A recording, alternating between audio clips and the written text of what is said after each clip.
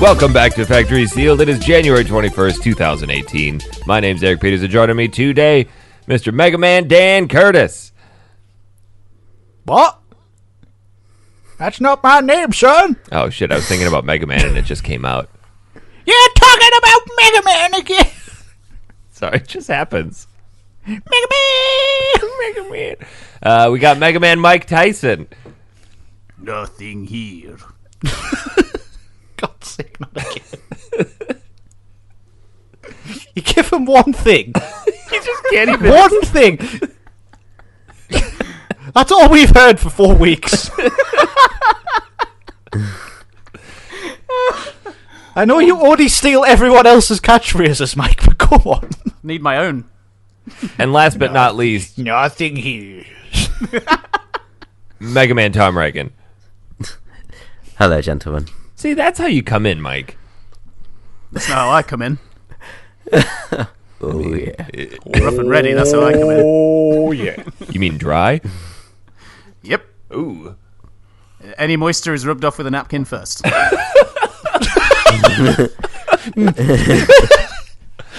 James, dab away the moisture. Make it unpleasant. What the hell happened? Guys, go down a very, very dark path again. 3 seconds in. Do you know what it is? We were too sensible on the last show because we had to behave ourselves because we had a guest. There were too many spots in there where it's like, God, we got to go down this road, but we just can't. It was such an obvious time. It was an obvious time last week for a smooth area joke, and I had to resist so much. Oh, it was when David Hayter was talking about Ryan not having any junk, and I was just like, Dan, don't say it. I was really surprised that you didn't. I was quite proud of you. I had to basically just remove myself from the room. Just standing in another room, and I was going, smooth area! I mean, people on the show noticed it as well. You guys obviously missed that. So, up front, we didn't miss it. We were just trying to come off as professional. Like, to pull the curtain back a little bit. I think we pulled it off. To pull the curtain back a little bit, we did have plans to ask him the sit or stand question, and we were typing to each other whilst he was talking, going, maybe we shouldn't, shall we? Should we? I'm kind of glad we didn't. Yeah, me too. I don't think he would have come back on again if we would have asked him that. I still can't believe the guy was on. It just doesn't seem like it's happened. I know it's recorded for posterity's sake, but you know. Weeks of planning went into that. Yes, yeah. 4 days. That's a long time in Factory Sealed. That is how cool David Hayter is, though. He will just come on a random nonsense podcast to talk about Metal Gear Solid. Oh, yeah. Speaking of which, if you want to hear a colossal fuck-up beforehand... Segue. The normal Patreon reward of Factory Sealed Unwrapped for that show, we have just made available to everybody.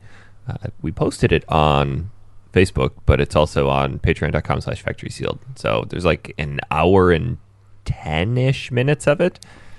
Would you like to explain why, Eric? Yes, Eric, why? We just really wanted to get ready for the show, so we got out together really early and made sure that we could talk everything through and have all of our discussion topics well thought out. Our responses generated. I don't recall it going that way. That sounds about right. Yeah, see, Tom remembers it that way. Tom's got a cold. He's not thinking straight. Sounds right to me. I mean, I was just really ambitious to get that show just right for everybody. So, in your words, you wouldn't say that kind of you got the time completely wrong. Not so much wrong as the wrong time. Incorrect. Incorrect. Because that's how I remember it, but maybe I dreamt that. Who knows? And I also remember you contacting him, wondering where he was. Oh, God, don't. I'm pretty sure I remember that bit where David Hayter got at least 20 messages saying, "Where are you? Where It wasn't are 20, you?" it was 2. I sent him an email and I sent him a twatter. Guy was we just said he must have thought we were professional. Like an hour before the poor guy was due to be on, Eric was harassing him. Yeah, I fucked up. So yeah, he did. Although you can now say for the rest of your life you harassed Solid Snake. Yeah. Yeah. But I wouldn't do that after the story of with being in the theatre and stuff. Actually, what a nice guy though. I thoroughly enjoyed last week's show. yeah, we've had a tremendous response from that show as well. Yeah, we've seen quite an uptick in listenership from that show. Hopefully they stick around. Listen to us, please. We're not that professional all the time. Please let us into your lug holes. Please shout, "Get in it, people!" Any new listeners are just like, what the fuck is going on? This is completely different to last week. This is standard. Talking about wiping moisture off penises with napkins? Like, where did this come from? Good Lord, they just had Solid Snake on the show. Wait, does your penis get wet?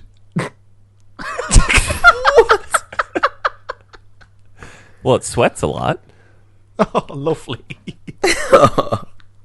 Needs to do a bit of manscaping there, Eric. Yeah, we did have one guy on Twitter send me a message like, "What did he say at the beginning? Whose name was that?" So I had to explain that whole joke. Edna. Can't believe he did that. That was awesome. It was. We've got it recorded forever. I wish we could have had him go through all of our catchphrases. He definitely wouldn't have came back. Get it? We probably could have done an entire show just based on that, to be honest. Oh yeah. I saved the show. Like, That would have been a good one. Snake is rubbish. I know it is. It's like Dan's Russian. That is excellent, my Russian. Thank you very much. It's really not, but it's excellently terrible. Yes, most of my accents are. Yes. Yes. So what's new, gentlemen? Sometimes I have a creative genius which I can maintain for about 2 seconds, and then it just descends into Jamaican, as usual. So Once you start an accent, you just can't continue it. this is true. Gentlemen, What what's is new? new? What is new? We need to talk about the cold ending of last show. Oh yeah, revelations. I know. I've talked to a few people who thought it was a joke. They're like, oh, that was funny. No, that is true. That is happening. That is a thing now. Remind us what a thing is. Actually, It's that guy from the Actually Fantastic moving. Four, isn't it? Yes. it's a good 80s film. He made a thing joke. And for once, it's not about his wiener. Does that one go on the penis, John, or not? I'm not sure. It goes on the maybe a penis joke. John. Good lord. Yeah. So I'm moving to Canada. That is a real thing. That is happening. One step closer to freedom. I could almost smell it. What's it smell like? I'm so used to it, I don't know. It smells like cookie butter. Oh, man, cookie butter. I had cookie butter on bread this morning. Oh yeah. Tom, are you going to keep the traditional English Jeeves, or are you going to get yourself a Canadian one? We're discussing his contract. It'll be Juves. It'll just be a moose with a butler's uniform. Yeah. Yeah. Bringing me maple syrup every morning. Jeeves, we're going out. Fetch me my coat.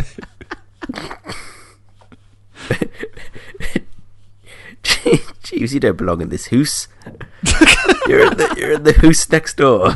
What's all this about? Get out this house. You silly Tom, moose. I hope you develop some kind of weird accent that's half between English and halfway between Canadian. I have no idea. At least how just start that's putting gonna A go. at the end of all your phrasing. They've really embraced that over there, though, haven't they? I went to a gift shop over there, and they had loads of like quotes on tea towels and mugs that ended in A. They really went for it. Makes them sound so thick. It is a weird one. So why are you moving? That's all our Canadian listeners gone. Why am I moving? That's a good question, actually. Have you finally realised that London is shit? Hey, London's great. It's no head. This is true. No, I had a good time when I was over there, and there's some good work over there for me, and it's just a nice change of scene. Yeah, moose herder. Why not? Lumberjack. Don't know what else. Maple syrup collector. Yeah. Just walk around and tap nails into maple trees and stick a bucket on it. I'm excited. Are you gonna pick I'm up hockey? Yes. Oh man, guess what you get to start doing? Drinking Tim What Hortons. is this? Oh yeah. So whereabouts in Canada are you going, Tom? I'm going to Toronto, Toronto. Yeah, you're not going to Toronto. which apparently I have to start saying Toronto now. No, Oh, never. You can shack Nope. up with Toronto Batman. Oh yeah. God. He can be your new butler. Don't listen to that episode. Yeah, really don't. I've tried a few times to get through and I can't. It's Yeah. horrible. Episode 15, in case you're wondering. I think that's it, isn't it? 15 or 14. Why was it that early? Oh yeah, it's bad. Yeah. I mean, I think we had Elias Defexis on before that, and then we started getting special guests, and that one just kind of put the brakes on guests for a while. Are we on 151 now? Is that what we're on? We are. Yep, Good God. Yeah. Well, I mean, just for some reason, for years, I've always wanted to move over to that side of the world, even if it's just for a few years. It'll be forever. He's abandoning us, Dan. I don't blame him. Tom's Don't only going to be say it. 2 hours different than me. I won't get hungry anymore. Yes. You're going to have to get up early, though. Mike, Oh, fuck. Oh yeah, get wrecked. Mike, you guys are moving, right? Come up to head. We'll all do the cholo. Moving to Het. It's nice. If I want to live out my life bored. You got to take up Pinochle. The summers are great. I think Pinocchle's some card game old people play. I've never heard of that in my life. You've never heard of Pinochle? We've never heard half the shit you said. Nobody else has either. I've got a thing of rules. It's 6 pages long. Do you want me to read through it? Yeah, sure. Yeah, we'll just wait. I didn't expect you to say yes. I'm not No, ready. come on, crack on. 4 players play the game as 2 sets of partners.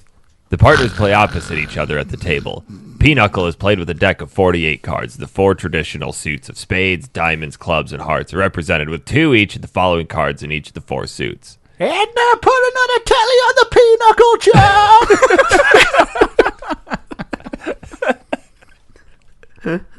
What do you mean I'm late for my Pinochle match? I don't know how to play Pinochle. See, And another. when you said Pinochle, I thought you meant the game where you sit opposite each other on a table, and one of you puts your fist on the table, the other one launches a coin at your fist. Oh, no, that's Bloody I thought Knuckles. you were going to say something very different there. What's it called? It's called Bloody Knuckles. Yeah. Yeah, Not Game I Pinochle. do not No, want it's to not. play. It's not like Knuckles the enchilada. It's Pinochle, Pinochle, Oh, okay. or Pinochle. Because I thought it was launching 10p's at your knuckles. Like peas, First like of all, the why veggie. would you do that? That's a game we used to play at school. Oh, we did it too. Yeah. You guys went to a rough school. Yes. I went to a private Christian school. Real hard Let's play knife fights.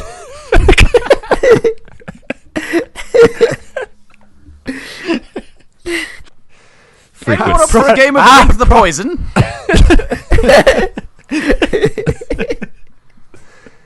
Let's play hammer croquet. Or croquet spikes into Timmy's arms. We all couldn't go to the Het school for the gifted. It's not big enough to have a school. Do they have to ship their citizens out? Mm-hmm. Oh, man. We don't even have a local shop. What? Did you not ever play Bundle, where you all just get on top of each other? Well, yeah, there was a lot of... Oh, yeah. We like bundles. me and Daisy like Bundle. I often go to my missus sometime to go, you want to play bundle? And she goes, no, get away from me. Get back to your room and play your video games. Okay, I'm sorry. She played Bundle last year. You have 2 more years to wait. She says, for the last time, I'm not your girlfriend. Get out of my house. Tom, we called that monkey pile. Oh, okay. Pylon. Oh, yeah. That's what Some that's people called. call it dog pile as well. Yeah, dog pile. Pile on or pylon, like a no, pile One on. one of the girls at my school, she ended up getting broken ribs because everyone bundled. And she was on the bottom. I'm not seeing anything. Oh, that's too easy. Good lord. Did she come out and be like, well, I guess I asked for it? The game never used to be like arranged. It was more like if somebody fell over, someone would shout bundle and everyone would just jump. What if they're genuinely hurt? That was what happened. She fell over on her front and then someone shouted bundle. We all jumped on. There's 6 or 7 guys. It wasn't Dan's nan, was it? Yes, she fell over. She fell over at Christmas, and Tom just popped up from around the corner and went, "Bundle!" She broke 2 ribs. She just underneath about 10 people. Have I fallen over? Oh man, the Curtis Christmases just got more exciting. Oh, my ribs hurt. So did hers. Was this just something that would happen in the hallway at school? On the field, during break time. On the bundle field. Yeah, you just... Everyone to the bundle court! She was probably brand new to that school. It was her first day and she just fell over. Not knowing that if you fall over on the bundle field, what happens to you?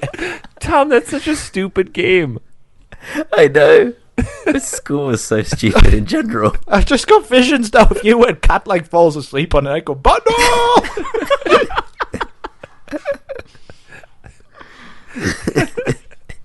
Oh man, nobody fall over on the Crystal Maze trip. Oh man, my 1.5-year-old falls over constantly. Oh god. Don't do that. Don't do that. Oh, there are rules. Mike said there, sans Eric, because he insists on living in America, we're all meeting up again next month. I didn't even get the invite. I figured it was a bit out of your way, to be honest. Well, so did Mike when he invited me to his wedding, but I showed up. Alright, I can add a ticket on if you want to come. You didn't invite me. I'm inviting you now. It's a little late, isn't it? Eric, would you like to come play Bundle with us in Manchester? I would like to play Bundle, yes. What about go and do the Crystal Maze? No, because that sucks. You suck. Really doesn't. I'm just kidding. I don't even know what it is. It's basically a legendary 90s game show where it was in a giant set and had different zones and you play all these games and stuff. And now they've turned it into an interactive live experience you can go to. Oh, dear. And it's very good. I would say yes, I would come, but you guys are probably only going to be together for a day, and that's not really worth a $1,300 plane ticket to come over for that. Yeah, it'll be fine. Pocket change. Yeah. Get Tom to sub you. Open the main vault. Pretty soon, Tom will be close enough where we can take trips to see each other for the cheap. Tom, don't do it! To the desert. Slowly got my hooks into him. The winters are calling. I think Bundle's even better than Kicky Rounders, to be honest. I think that's going to go down in history, that one. Oh, wait, Eric, I thought you were working on getting me a trucking job out there. Well, You said that they were desperate. I did. I didn't say I would get you the job. Why not? Because It does sound like a lot less effort on Mike's part. I think you should do it. But it sounds like a lot more effort on my part. So let's meet we don't halfway in care the about middle you, so and just crack on. you do it. Go drive that semi. Yeah. Ooh, yeah. Babe. I mean, that's question number one. Yeah. Beep, beep. Yeah, what do you yell out the window when you're coming through an intersection?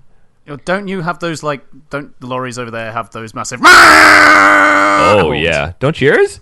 Or do they just have the not little beep beep horns? No, I'll just go. Beep, beep.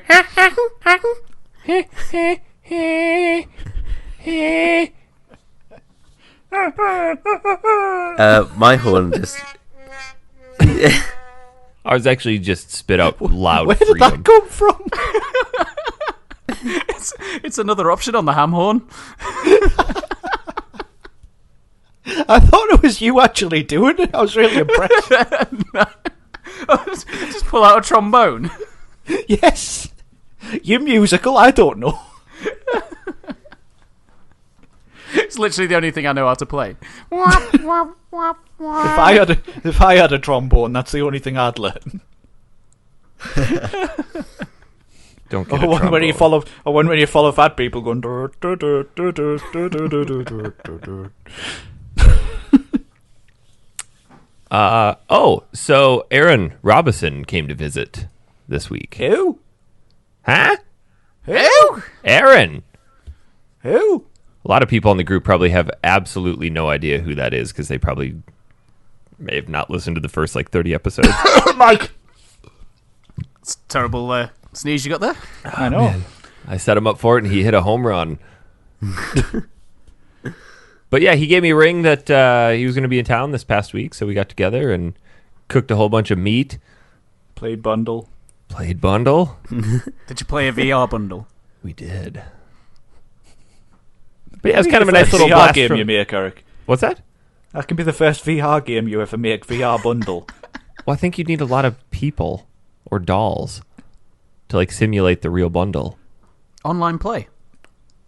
Yeah, but you need that new Tesla suit that simulates, Broken ribs.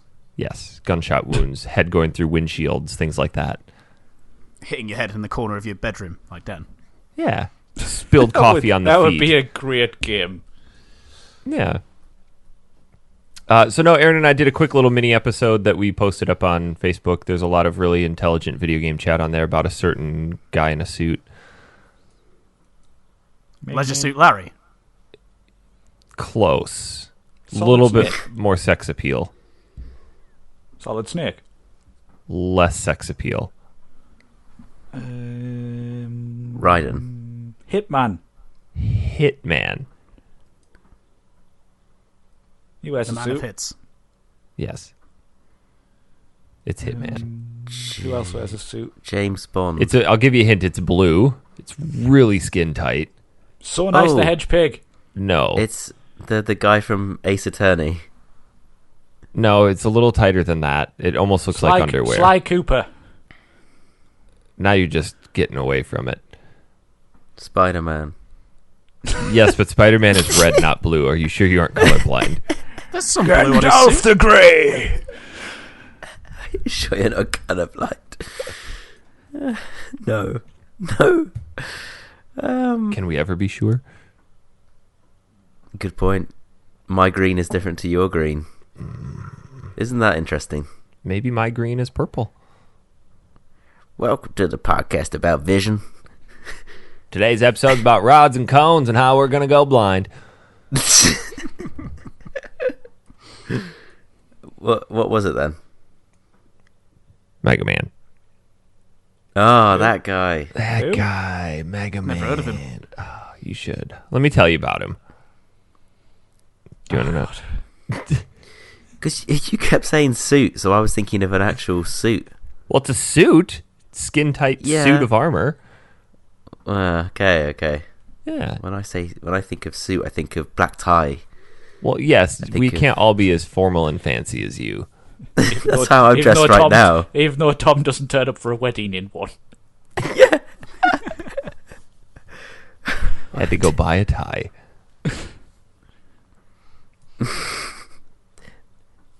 Hey, at least you didn't have to go get an emergency belt like someone. That's true. Dan hiked that mountain twice in one day. down the steepest freaking hill. Oh in the my world. god, those hills. I mean, it was called Steep Hill. It said what it was on the tin, really, didn't Yeah, it? fair play to the town in general. It's like, what do we call this? Let's just call it Steep Hill. It's Lincoln, steep. land of steep hills and really loud cathedrals. Do we want to talk about the... What were you going to say, Tom? I was going to say, where did Aaron travel in from? Minnesota.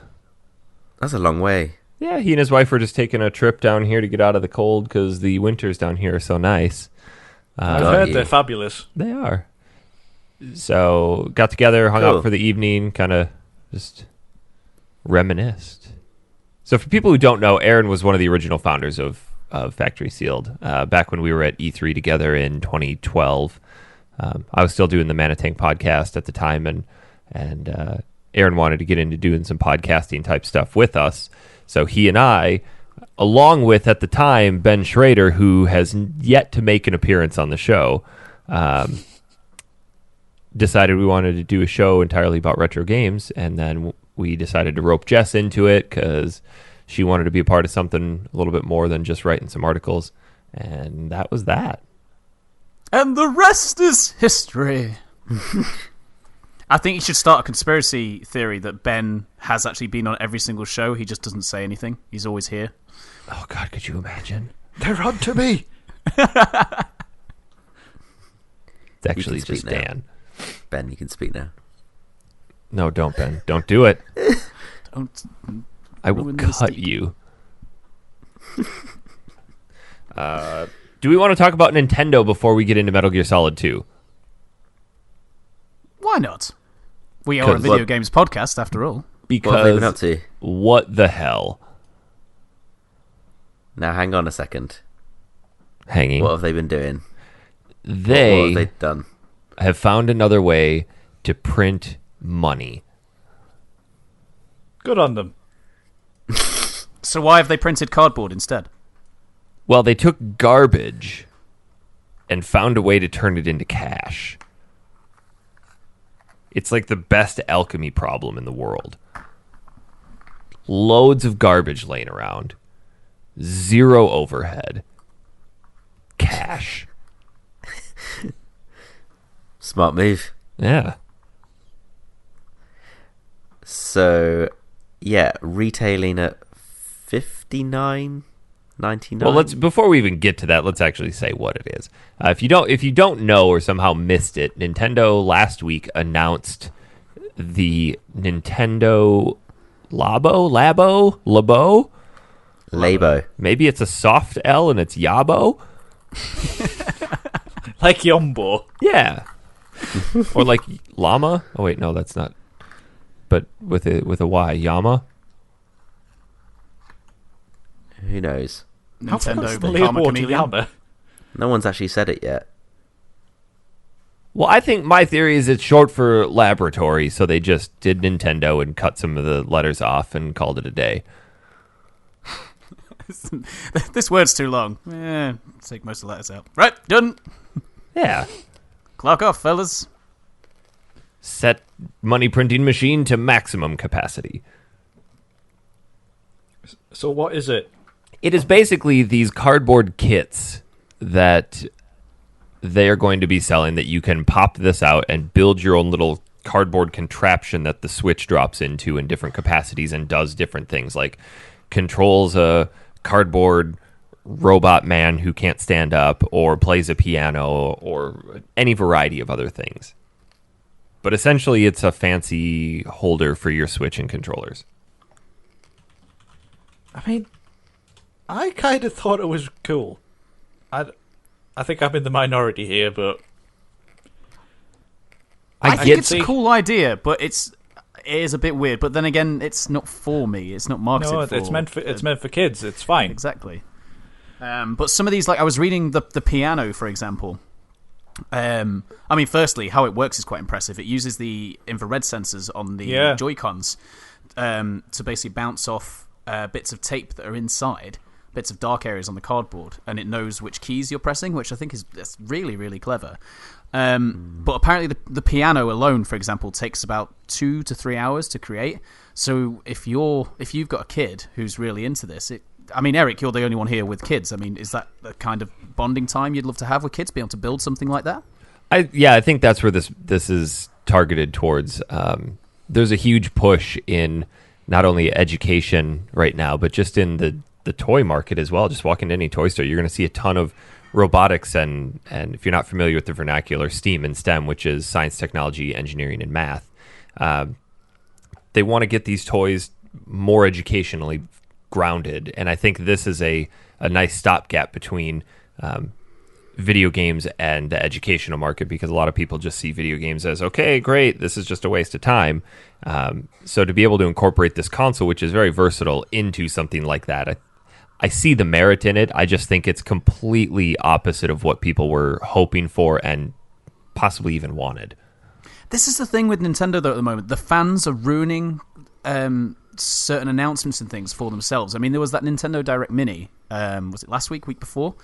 And everyone was expecting, Smash, Pokemon, Animal Crossing, and it turned out not to be. And there was rumors flying around. And I think some Nintendo fans need to just keep their expectations down a little bit, because they're all getting far too excited about these announcements. And then there's E3 to come, so...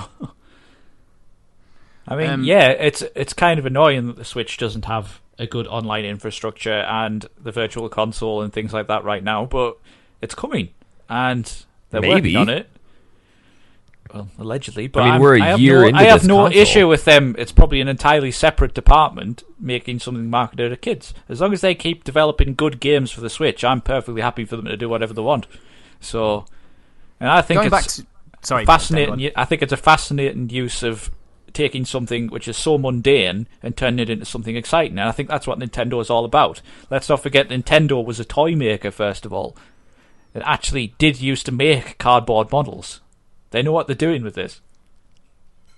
Going back to what you were saying, Eric, about the educational side of the Labo, on the one that's I think it's the robot, isn't it? When you wear like the backpack and you control the robot on the Switch, but inside the backpack there's all the pulleys and things like that used string, didn't it?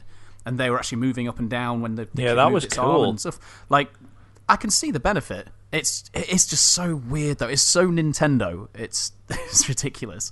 But it's funny because with the Switch, it seems like Nintendo were moving away from the wackiness a little bit. It's like everyone, well, Nintendo stopped being wacky, and Nintendo went, hold my beer. Watch this. Yeah. I think the benefit though too is that they're actually going to be releasing all of these templates for free. No, that was a rumor. That's been squashed. Has it? Yeah, I think it was. I think it was Kotaku who originally said that. But if you go back on the article, they've edited it. See, I saw it on IGN France. That was it. No, IGN France. I'm talking out my ass. Yeah, go back on the article. They've edited it. Oh, okay. Well, then I stand corrected. That would have been really cool. But I think charging as much as they are for cardboard, I think is going to be a hard pill to swallow. You do get the software with it as well. Yeah, I suppose. Yeah, you're getting games with it, so really, cardboard is just the add-on. Realistically, though, how much are Switch games in America? They range between 40 and 60. So what the cheapest Labo is what, $69.99 in America? So it's only $10-$20 more, really. Yeah, but what's the replay value on this stuff though? Like once it's together, and once you've done everything you can do with that game, it's done, and now you just have a big piece of cardboard taking up space. Yeah, but you underestimate kids in gaming. Kids in gaming will go over and over again. This leads me to my next question, though. Yeah. How durable will this be? Once you've built that and used it a few times, is that cardboard going to last? Ultimately, it is cardboard. Yeah, Nintendo is going to be selling replacement parts if you really need them. I just yours for $100 each.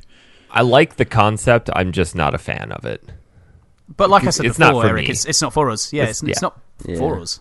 I'm curious to see how much it takes off. I think this is just going to be an absolute moneymaker for them. I just hope it doesn't become the core focus and they start losing the direction that they were heading in. Because Nintendo seems to have clawed themselves out of the hole that they dug with the Wii U. Isn't the Switch the fastest selling console of all time in America, isn't it? Yeah. With how quickly it's sold. It's already outsold the Wii U in Japan as well. Well, that wasn't hard to do. Crazy. It wasn't hard to do, no, but I mean, in its first year... I can't believe that the Switch sold better than the original Wii, because I remember for a year and a half, 2 years, that thing was out of stock absolutely everywhere. You just couldn't find it. Yeah, they were very hard to get. So I find I guess I find that statistic odd. It's nice though. It's refreshing to see Nintendo doing so well. Good for them. Yeah. I love Nintendo. It's nice to see them doing well outside of the handheld market. They did also drop another sweet little nugget that I'm excited for with their Direct Mini. They announced a bunch of other games, but they're remastering Dark Souls for the Switch. Yeah, I know, right? Yeah. Which is both good and bad, because it comes back to that point of, okay, Nintendo, you're doing well. Let's continue to move forward. I just hope we don't fall into this trend with the Switch where Nintendo says, hey, we finally have a console that can run all of this stuff that came out 6 years ago. Let's bring it back. And I guess on the same side of that coin, though, that's good because it makes those games more accessible to more people. I think people kind of want that portability for the old games, though. The Switch has kind of opened people's eyes of how gaming doesn't have to be confined to the TV, and now they kind of want to take their games out with them. I mean, how excited were people when they said Skyrim was coming to it? Yeah. I mean, would you guys have ever thought when Skyrim come out that you could take that outside with you on a handheld? It just wouldn't happen, would it? No. And now you can, and it's exciting. And I think that's with the announcement of Dark Souls, which is a game that people have very, very fond memories of. So I think that's just going to do really well. Yeah. I mean, I'm debating getting it again. I've played it to death already on the PS3, but I never played the original Dark Souls, so it's really? Definitely good for me. It's so good. Yeah. It's not as good as Demon Souls, but it's good. It's Dark Souls is the one that got me into it. Eric just wouldn't shut up about it, and I borrowed it from where I used to work, and I don't know, I just played it solid for a week and just fell in love with it. Yeah, there was that week where you and I both weren't working and just kind of sat and chatted as we played through it together. Mm-hmm. It's fantastic. I'm the same. I've not touched a Souls game, and this coming out on Switch. I mean, I play my Switch more than my PS4 these days, whether that's handheld or at home. So having that again, that portability of Dark Souls. I mean, I know about its critics and everything, but like LA with Noir just came out on the Switch, didn't it? And I saw it on offer, so I thought, you know what, I've not played LA Noir properly. I've played like half hour of it before. It's out on the Switch. It's on offer. I'm gonna get it because I can actually take that on the road with me. I probably wouldn't have bothered if I could only play it at home. That said, though, you should get Bloodborne for PS4. Yeah, that's kind of a steep entry to the series, though, Dan. So hard. Yeah, that's a steep entry. It's it is the hardest really one. Hard. You might be best served waiting for the original Dark Souls, or if you had PlayStation Plus at the time, they gave away Demon Souls, which is the cream of the crop when it comes. Yeah, that's the best Souls game in the world. But they've turned off the servers now, so it's not as exciting. It's not, but it's still the best Souls game. Well, what I might do, because I have got that from PS Plus, is give that a whirl. If I enjoy that, then I'll probably end up getting Dark Souls for the Switch. That's a good idea. Good idea, Mike. Demon Souls is great. I played it last year. I forgot. I don't think we mentioned it actually. Eric, did you see that teaser a while back for what looked like Bloodborne 2, but we don't know if it is yet? I believe I did, yeah. But I don't know if it is. I hope it is. I don't know. I kind of like that one-off. I don't know if I want them to start a whole nother series with that, but I think they're done with Souls because they kind of tied everything together. Especially with the last 2 DLCs for 3. But some people were saying it might be Tenchu making a comeback, but I can't see it. Ooh. I'd be well happy with that. I loved the Tenchu games. It's probably one we should play at some point.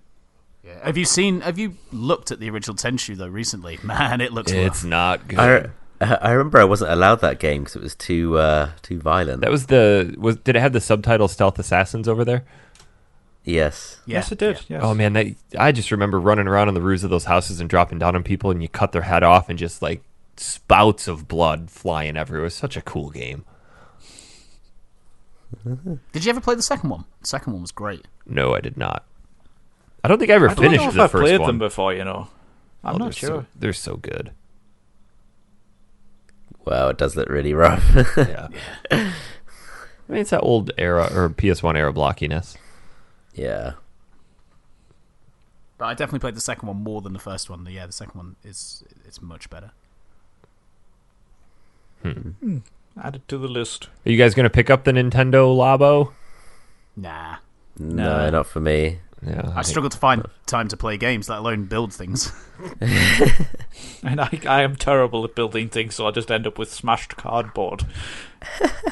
I think that's going to be a thing, though, where people are going to mess up putting it together, and then it's just going to be hobbled together with duct tape and not look as good. I mean, like I said before, Eric, you're the one with kids. You're probably, out of any of us, the one most likely to think about getting it. What about you? I would absolutely not get it because it would get destroyed. It actually comes with in-depth instructions on the Switch screen of how to do it with 3D models and everything, though. So I mean, that's all fine and well, but all it takes is one oops, and it's ripped or stepped on or smashed and doesn't work. Yeah. I like especially if you're in Eric's house, because if you stand on it, not only do you break it with your foot, you also stain it with coffee. Yeah. See? And then it looks the hideous. entire floor is just covered in coffee. It's just coffee footprints all around Eric's house. Should we get on to our game of the week? Game of the month, I think it is, isn't it? Now. I mean, it is. Yeah, we're going on game of the year. Let's do the first half. Just do the Tanker mission. Yeah. So last week, as you know, we had David Hayter on to talk about Metal Gear Solid 2. We were going to parlay that into a longer episode, but we ran out of time. So we're extending it to this week, where we're actually going to dive into the game itself. So let's go. Yay! Nothing here. That's it for this week. See you all next week.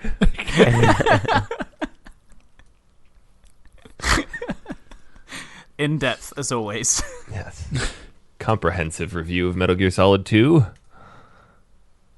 Who selected this game? Was it Mike? You. I think it was you. I think it was you as well. It was 100%. It was you. Or was it me? Yeah. It was definitely 100%. because I chose Fantastic. the next game, so it wasn't me. Oh yeah, that's true. Just looking back. Yeah. Well, I really wanted us to play this because you guys had already covered the original Metal Gear Solid. Yeah. Before I was even on the show. I think it was before anybody was. I played Metal Gear Solid. No, Dan was on. I was on. Well, we had Oliver on for the show, didn't we? Yes. Yeah. That's right. We did that, and we did Metal Gear Solid Special Missions as well. VR missions, and that was where I did that. I was looking back through some of the comments on something, and Jess completed like 4% of the VR missions. No, it was me yesterday, because strangely enough, I happened to listen to that episode yesterday. That's what it was, yeah. And Jess finished like 5% of it. It's like two missions. That's like one level, yeah. Also, can I just bring up on the show, I mentioned this to you guys yesterday, but on that show, Dan is quoted saying, I probably wouldn't be that bothered about a Crash Bandicoot remake. I need to isolate that. I've said a lot of stuff I regret on this show, guys. I think it's hard for any of us to definitively stand behind an opinion one way or the other, because it's probably going to be debunked It happened on the Manitank People podcast. have really good memories of the old episodes, whereas I tend to forget them about 2 weeks later. So, you know, we had an issue with the Manitank podcast where I was saying something about I didn't have any issues with Skyrim on PS3. I'm like, yeah, it's loading fine, everything's great, and somebody goes, bullshit, and then pulled out this obscure quote from like 25 episodes previous, and it was just me bitching about Skyrim freezing.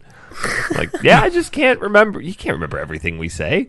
I just heard that yesterday. I thought it was nice. Glad you finally listened to an old episode, Mike. Well done. Thanks. He's getting back to Metal Gear. Back to Metal Gear. Yes. Tom, give us a recap of Metal Gear. Yeah, back to Metal Gear Solid 2: Sons of Liberty. When does this pick up? Who's in it? Why should we care? Well, I think it was 2001 this game came out on the PS2. So, and did you guys play it in its heyday? Certainly did. Yes, yes. I remember being incredibly excited for this game because first day of purchase for me. Yeah, same. And the demo, because the demo was really generous. It gave you a really massive vertical slice of the tanker mission. Wasn't it most of the tanker mission? It was, a significant portion of it. I don't want to say it was all of it. Isn't the demo slightly different, Tom? It had some differences, yeah, which was really jarring when it came to playing the full thing. Where did the demo come? Well, what did it come with? Was it part of a magazine or another game? The demo I got came with like an unofficial PlayStation magazine. It had like a load of videos on it and stuff like that, because the PS2 was a DVD player, they started putting loads of video demos out instead of playable ones. Don't know if you guys remember that. Mm-hmm. So they're really getting carried away with having loads of videos of games instead of playable ones. But they gave you the full thing. I just remember when you start off in the tanker, because you start off playing as Solid Snake, and you don't really quite understand at this point where on the timeline this even fits. You just know that you've got a couple of familiar faces, Solid Snake and Otacon, and that's it for the time being. But I just remember when you start off on that tanker, and it's like it's raining, and you've got like this, and it's very windy, and you've got this sideways rain, and as you're running as Snake, it's like splashing on the ground, and Snake's bandana is like moving in the wind, and it's just like it just looked so polished and pristine. It's at a time when we were still blown away by the fact that video game characters now actually had physical eyeballs. Yeah, and also at a time when you'd materials and objects would start to react to the player character interacting with them, in the sense of like bumping into them. So there's more collision detection involved. I remember randomly being impressed. You know, when you're inside the tanker and you open the door and go outside? I remember being really impressed by the fact that as soon as he opened the door, the wind was affecting his bandana and everything. Yeah. Before he even went outside. Yeah, totally. I remember being impressed by the fact that you can catch a cold when he goes outside. I was impressed by slipping on bird shit. Yeah. And then the guards playing Bundle on top of you. It still impresses me, actually, now, when I played through it. It still holds up really well. I mean, granted, we played this. Did you play the HD version, Dan? No, I played the original. Yeah, I played really? the HD granted, version. I played the HD version, but this game still looks good. Oh, it's beautiful. It's really, really cool. I played it on Vita this time around for the first time. Which that works brilliantly well too, so that was cool. And, Except it took me half the play time to realize that I could lower my gun without shooting it. Don't worry, I had to Google that as well. Yeah. Because the PS2 had pressure-sensitive buttons, so when you pull up your pistol, if you let off just slow enough, he'd release his finger off the trigger and drop the gun, which was a fantastic addition to the game. It's one of the few games that actually took advantage of that, isn't it? Yeah, I remember Gran Turismo that and 3 definitely did, with braking pressure and acceleration pressure. Oh, yeah. Oh, really? Yeah. I'd never played Gran Turismo 3. That's cool. Yep. So A-Spec. Yeah, and B. No, it was B-Spec. Oh, it's A-Spec over here. What? I know that. Oh wait, it was A spec with B spec mode separate. That sounds rubbish. Yeah, welcome to the B-rated game. I'm gonna figure this out. Gran Turismo 3 A spec. Oh yeah, and then there was a B spec mode as a separate edition. Oh, okay. God, I put so many hours into Gran Turismo that game. Specsavers. I put so many hours into Gran Turismo 3 and 2. Yeah. Put another tally on the optician joke chart. It's the first. Hopefully the last. Then check to see if you can read the chart. Better or worse? Put another one on. I sent you guys a list of the differences between the demo and the final version. It's mostly cosmetic type stuff, but yeah, literally just before you said that, I was about to say I think it was Zone of the Enders the demo came with. If I remember rightly, I haven't got it up in front of me now. If I remember rightly, Zone of the Enders has that demo to thank for most of its sales. A lot of people bought that game specifically for that demo. So does Crackdown when it came with Halo 3. Oh yeah. But Crackdown ended up being really good too. So it did actually, yes. Tom, continue. One of the things. Sorry, before Tom goes ahead, I've noticed there is a section of the tanker where it was meant to end with an actual escape through the tanker with water coming in and stuff. And there's a clip of it in the game, but you'd never get to play it. What? Really? Yeah. Do you not remember a bit later on when they're talking about the tanker mission and there's flashbacks and you see Snake running from some water? Oh, yeah. Oh, yeah. So that bit was actually created, I think, for the game, but didn't make the final cut. Huh. No way.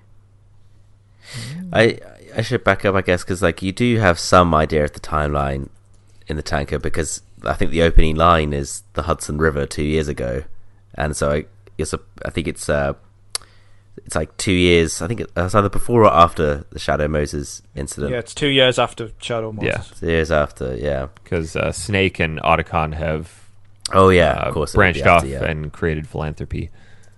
Yeah, and I think this tanker is under control from Russian mercenaries. Well, not yet.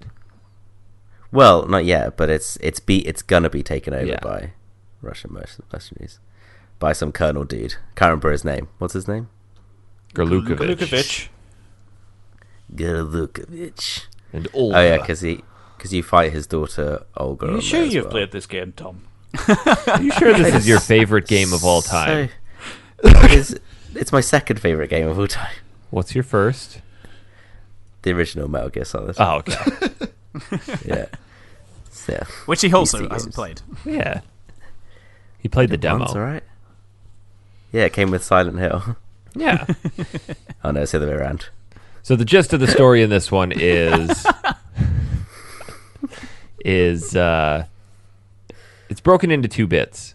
So the first part, you're infiltrating a tanker. It's sort of a prologue. Yeah. Yeah. Infiltrating a tanker to capture evidence that there is Metal Gear on board. Yeah, because Snake and Otacon basically are now... they hunt down Metal Gears because all the information from Metal Gear Rex leaked onto the black market due to Ocelot, and now there's all different Metal Gears popping up all around the world. So this one is by the Navy, the US Navy, but there's all different ones popping up around the world. Yeah, the Marines. So they're basically... They know that there's rumours of it, so they're on there to get it. And then scuttle the ship and make it off, right? Was that was that part of the plan? Yeah, they just went to take the photos and get out. Okay. Oh, I love that bit when you're taking the photos of Metal Gear Ray and you've got all those soldiers in the middle of the hangar. How oblivious are those people? I know. Extremely. Those poor guys, that guy's speech goes on for so long. Yeah. My favourite bit, I don't know, depending on what game mode you play on, I don't think it does it, but when you're in one of the rooms, suddenly you'll go, now let's take a break, and then he goes, intruder in the back! Yeah. Intruder in the right! they all start turning around, and then you're just sneaking past them, they all turn around and see you, and you're like, oh, for God's sake. Yeah, and they actually play a little cutscene if you get caught, rather than just going straight to game over. Yep. I like when you play New Game Plus and you go through there, they're all stood there with no trousers on. Yes, they are. Yeah. Forgot They're about all that. just stood there in the boxer shorts. This game is absolutely packed with Easter eggs. I don't think I've ever seen a game with so much in it than this one. Well, going back to the where you take the pictures, you can actually see Ocelot. You see his legs, and you can take a photo of him and send it to Otacon, and he goes, "Oh my god, don't send me pictures of ghosts." Have you seen the one where you take a photo of one of the ladies in lingerie you can find on posters throughout, and then you take a photo of it, and then Otacon blushes and gets really nervous about it? Yeah, idea about that one. Yeah, it was great. I love it. Has anybody ever tried the European Extreme mode? No. I have tried it in the past, but it's like impossible. I don't know all the exact differences, but I think it's the second you're seen by the enemy, it's game over. I don't believe there are any rations. No radar, obviously. Yeah. Yeah, no rations. That's ridiculous. And the enemy placement's harder as well, isn't it? So Yeah, and bosses can basically kill you in one hit. And normal enemies are 2 or 3 shots and you're done. I don't know how people could enjoy playing games like that. No, I played through Gears of War on the hardest difficulty setting, and that was horrible. But so I do play on hard occasionally, guys. But mostly I did actually start Metal Gear Solid 2 on hard, but it was like really difficult, so I stopped and restarted. Went down to The interest of time. Normal, actually. Thank you. Welcome. So anyway, the boat ends up getting taken over by Russian soldiers just as Snake gets on there. And like you said before, Galukovich is in charge of them. And they're looking, and you also see Ocelot in a helicopter, who's also with them, and they're obviously trying to secure Metal Gear for themselves. And at the same time, a Cypher camera comes around and takes a photo of Snake, which alludes to something later on. Ooh, foreshadow. Ooh, yes, foreshadowing. So what did we all think of Olga's armpit hair? Oh, attractive. Gratuitous too. It's like you catch a glimpse of it initially, and you're like, "Was that armpit hair? Or was that like a rogue few pixels?" And then, nope, there's a close up of it. It's like he wanted you to see it. So we talk about her boss fight as well. Well, we may as well because it's a boss fight. Yes. So the first boss fight is against Olga Galukovich, and it's basically just a shootout on the tanker. Snake is behind some boxes. Olga's on the other side. You have to kind of work out where she is and then sneak up on her and shoot her in the head. Really cool about this one though is you can sit behind one box because you can't directly go up to her because you're stuck on one side of the map. But you can give yourself more attack points by shooting the canopy that's covering some of the shelves, and then if you shoot both the anchor points, it'll fly off. Yeah, it's cool, and you can also shoot the light to switch it off. Yeah, the light. Yeah, decreases her ability to see you. Mm-hmm. No, because she tries to blind you with the light, so you have to shoot it, otherwise you won't be able to see. I think that's only on hard though. No, it does it on normal as well. Does it? But it's me. Yeah. No. But that again goes with this kind of world where you can interact with it more than we've seen in many games, and it was fantastic. Yeah, every time I start that boss fight, literally the first thing I do is get rid of the cover. Yeah, I always remember it. Cover off. I thought you had to. Because won't she stay behind there until you do it? No. Yeah, but that's later on because it does come off slightly in the wind, and then she'll stay behind it. Sure. She will just stay behind there, but you can just get rid of it at the beginning. Yeah.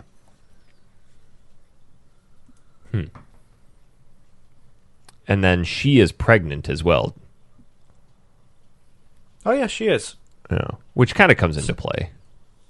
Snake don't know that though, so he just shoots her in the head with a tranquilizer gun that apparently can take down an elephant. Yeah, how many bullets do you have to fire into this human? What's it doing to that kid?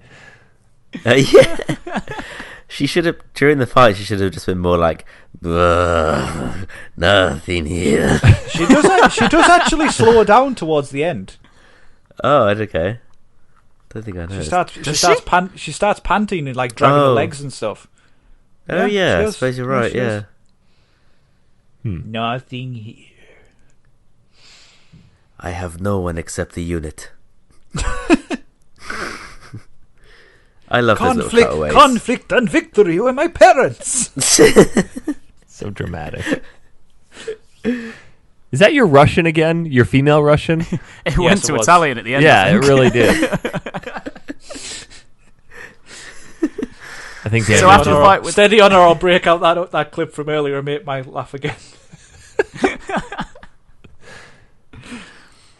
So after you fight Olga, you go down into the bowels of the ship. The bowels of the ship. And you have that kind of like mini boss fight, don't you? Where the soldiers in the corridor. It's not really a boss fight, but yeah. But it is alert mode is on for that one. Like you can't avoid it. Ratchets up the tension. Yeah. What about the bit where you see the figure of Vulcan Raven? It's in front of a torch. Yeah. Raven. Did you guys shoot it? No. It starts laughing at you, doesn't it? Yeah, it falls over and starts shooting BBs everywhere. And then Snake plays Bundle on it. You got it. Then all the guards come in and do it on top of him. Snake's like, my ribs.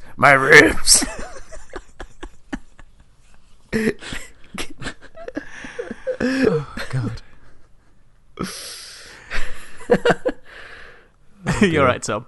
Sorry, just kept the image just kept playing in my head. Well, the girl with broken ribs. Yeah, injuring a fellow classmate.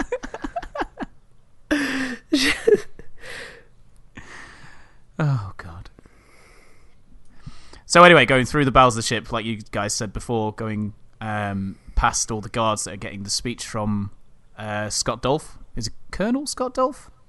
I think he's the colonel or the general. Yeah. Something. Which way did you guys go? Because I've always gone underneath through the ventilation. Have you ever tried going the other ways? I went along I hung off the side, dropped loads of times, waited for my grip gauge to go up, and went across the top. What are you talking about? I just run by the soldiers. Yeah, I just ran by on the left. There's a secret kind of grip thing on Metal Gear Solid 2 where if you do 100 pull-ups or drop from a ledge to another ledge and catch it a few times, your grip gauge will increase. 10 times per grip gauge. Yep, and your grip gauge increases and it can go up to level 3. And then if you go up to level 3, you can go across the top of the room where there's some secret guards who you can get dog tags from. Oh. See, I've never bothered to increase my grip gauge there because it doesn't carry over to Raiden. I do the grip gauge when I get Raiden, but I don't do the grip gauge when I get Raiden because I never use it. Oh, it comes in useful at some points if you have longer grip to avoid some guards. Apparently, you can actually go above. I've read somewhere you can actually go above level 3, Dan. Is that true? Can you? Because the Colonel calls you up and says, you don't need to do it anymore, but I think you actually can. Because apparently, when your grip gauge goes up a certain way, he actually runs faster as well. I don't know if that's true or not. I'm not sure. Let's Google it. But yeah, I've never ever gone any other way apart from underneath the fence. But I know there's several ways you can tackle it, which I always thought. I didn't know you couldn't. I didn't know you could go other ways. I always just ran past the guards. Yeah, because on what I said about seeing Ocelot at one point, you have to go through the ventilation bit. You come up this ladder, and then when you're positioned up at the top of this ladder, you look down, and that's where you can see his legs. Huh. So Ocelot's watching the speech the entire time. Yeah. I think if you don't go via the top or via the vents, you have to crawl along the edge because the ground is too noisy. No, I've never crawled. You just run by them. No, because they do hear you. Yeah, they never heard me. Because you can walk slowly. If you're running, it makes the noise on the ground. If you're walking, it doesn't. See, how do you guys play this game? Do you play it and try and get dog tags from the enemies, or do you go straight through? Because I try and get dog tags. I kill everyone. I thought so. No, I try. I play it full stealth, but I don't try and collect dog tags. I mean, I would normally, I always do it. When we're playing a game for the show, I have to kind of balance it a bit. I didn't try to an extent I would usually, but yeah.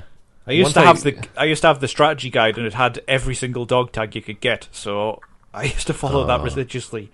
Nice. Once I get to the tanker section, I I'll tranquilize everybody, and then if I know I'm coming back through that section, I'll just shoot them in the head so they're gone.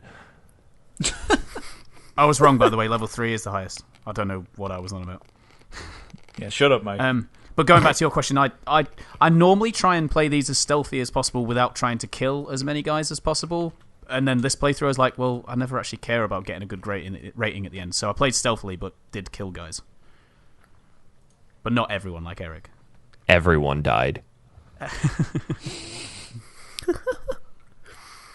Standard. And rightfully so. And then at some point on the ship, you have to navigate your way through a whole bunch of Semtex. Do you guys remember that? Yes, you do. And I accidentally wandered into it about 10 times. I messed up quite a few times. Well, there's a hidden one, too. You have to climb up at a different area and look down. Yeah.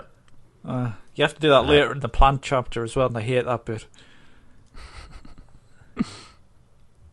Do you? I can't remember that. Yeah, on the bridge before the fight the Harrier jet. Oh, yes. Ugh. We have to avoid the pigeons and everything. You can just shoot them. Oh, God. Nothing survived in your playthrough, Eric. Nothing. Did you get told off by Rose for shooting the pigeons? I certainly did. Sequels? Yeah. Get out of my way. So let's talk about the end of the tanker chapter, or we're going to be here forever. Yeah. Do you want to take it then, Dan? Yeah, so the tanker chapter ends with basically this Scott Dolph is having a massive speech about Metal Gear. It's very boring. You hear it over and over again. And then Ocelot comes and hijacks Metal Gear, but not before Ocelot gets possessed by Liquid Snake because he has Liquid Snake's arm. Because that makes sense. Mental. Absolutely mental. It's Metal Gear for you.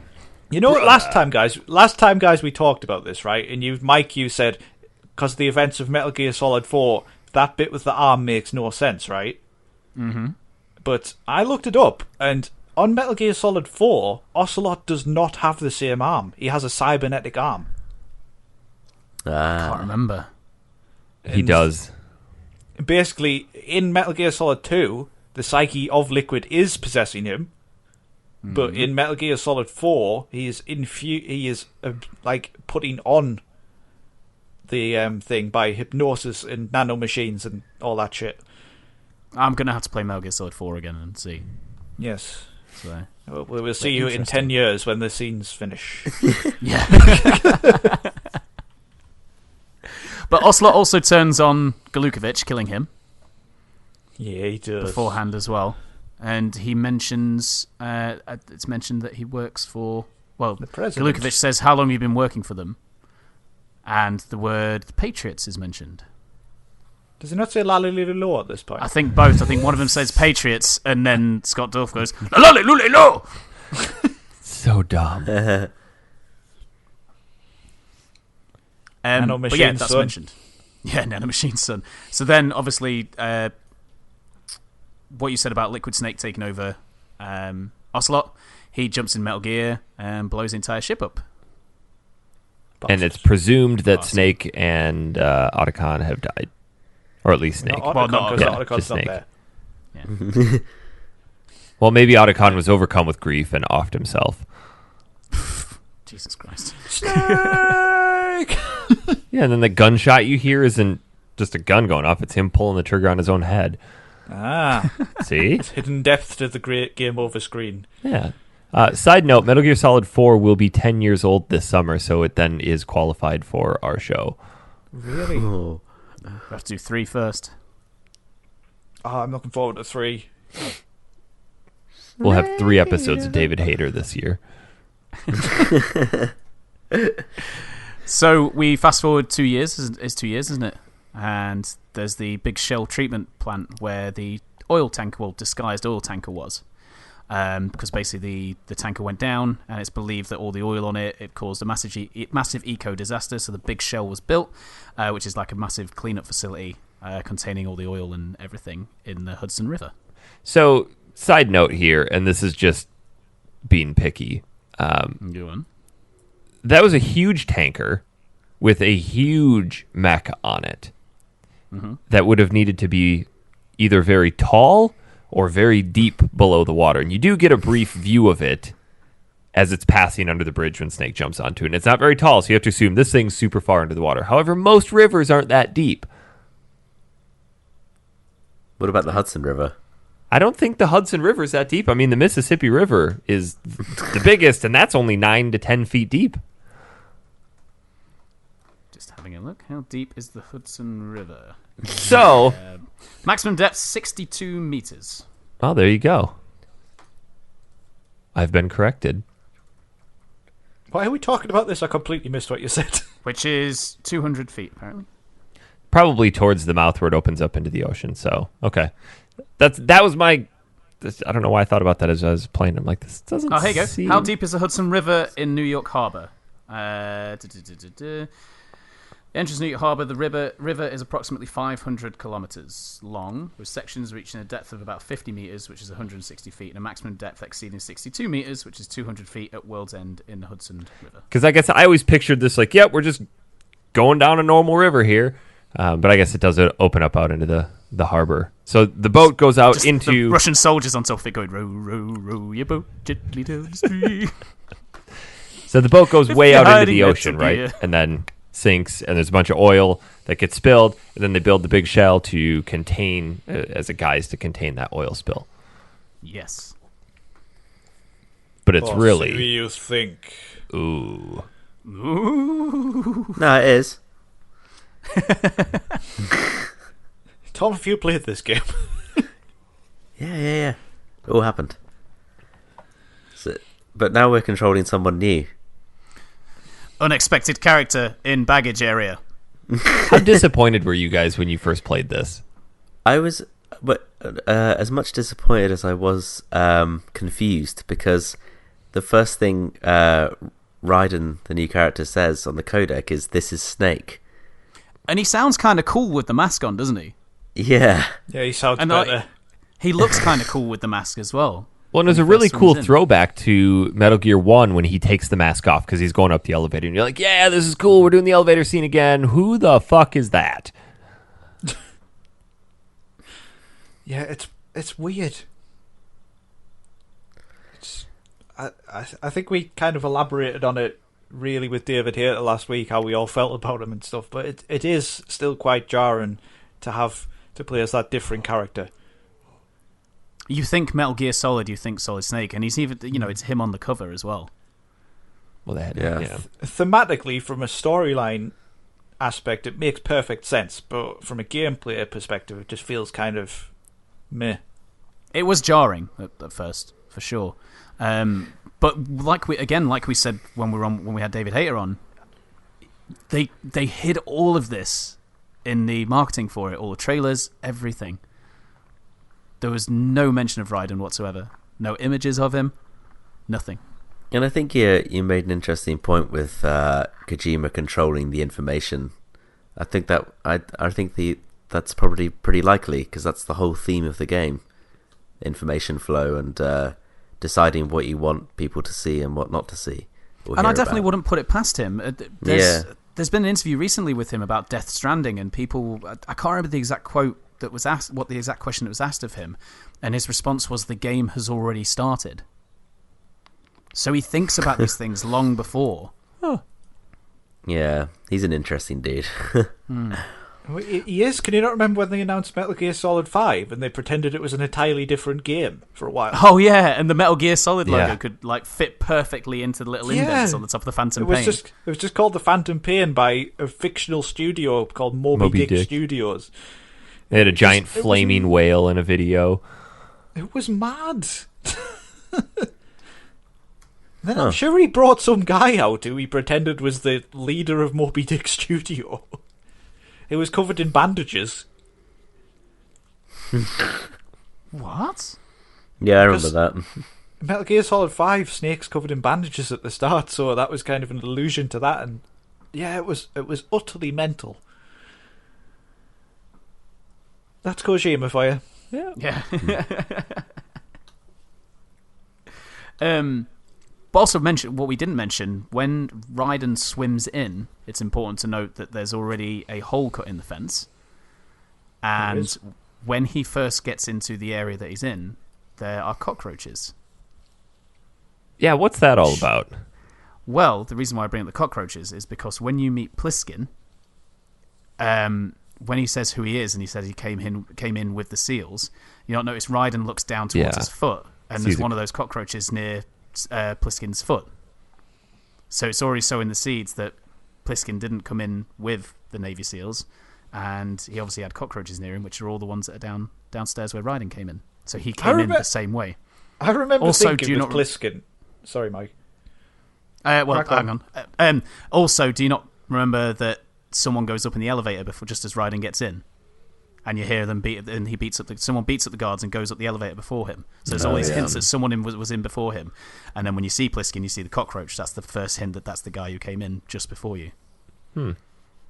Sorry, go ahead, Dan. See the guy in the sneaking suit as well. What was I going to say? Oh, yeah, it's interesting how it kind of alludes to the first Metal Gear Solid in that first section with the elevator and stuff like that. It's cool. But it's also weird that I think in the opening to Raiden, the Colonel says that the leader of the terrorist group is Solid Snake. Yeah. And so you're even more confused. I remember thinking when I played it the first time, is Pliskin really Snake or not, or does he just really look like him? Because I was like, I know the tendency that has to mess with your Metal Gear Solid. Well, this is the interesting thing. I don't know if you remember when you first ever played this.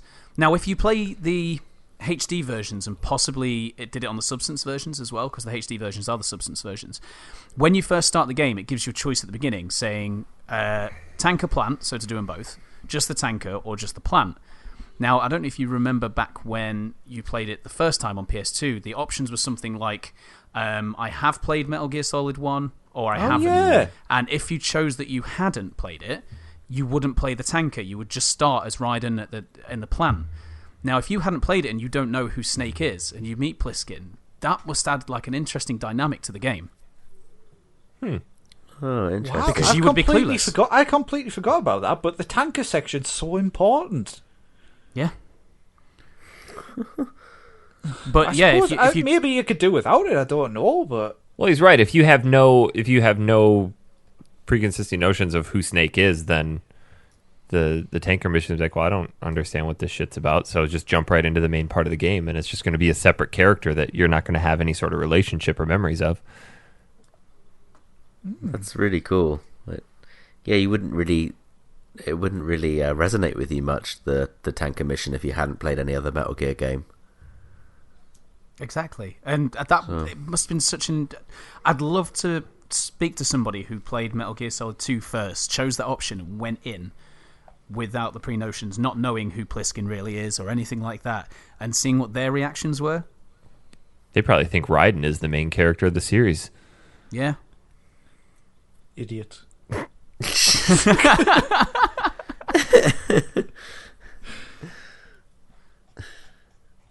So anyway, the tanker situation, the reason why Raiden's been sent in is because, like Dan just said, supposedly Solid Snake has taken over the Big Shell. They've kidnapped the president, and there's a team called Dead Cell with Solid Snake that have taken over the Big Shell, and they say they've got a nuke, and they're asking for basically a shitload of money, load of dollary-doos, for the president's life.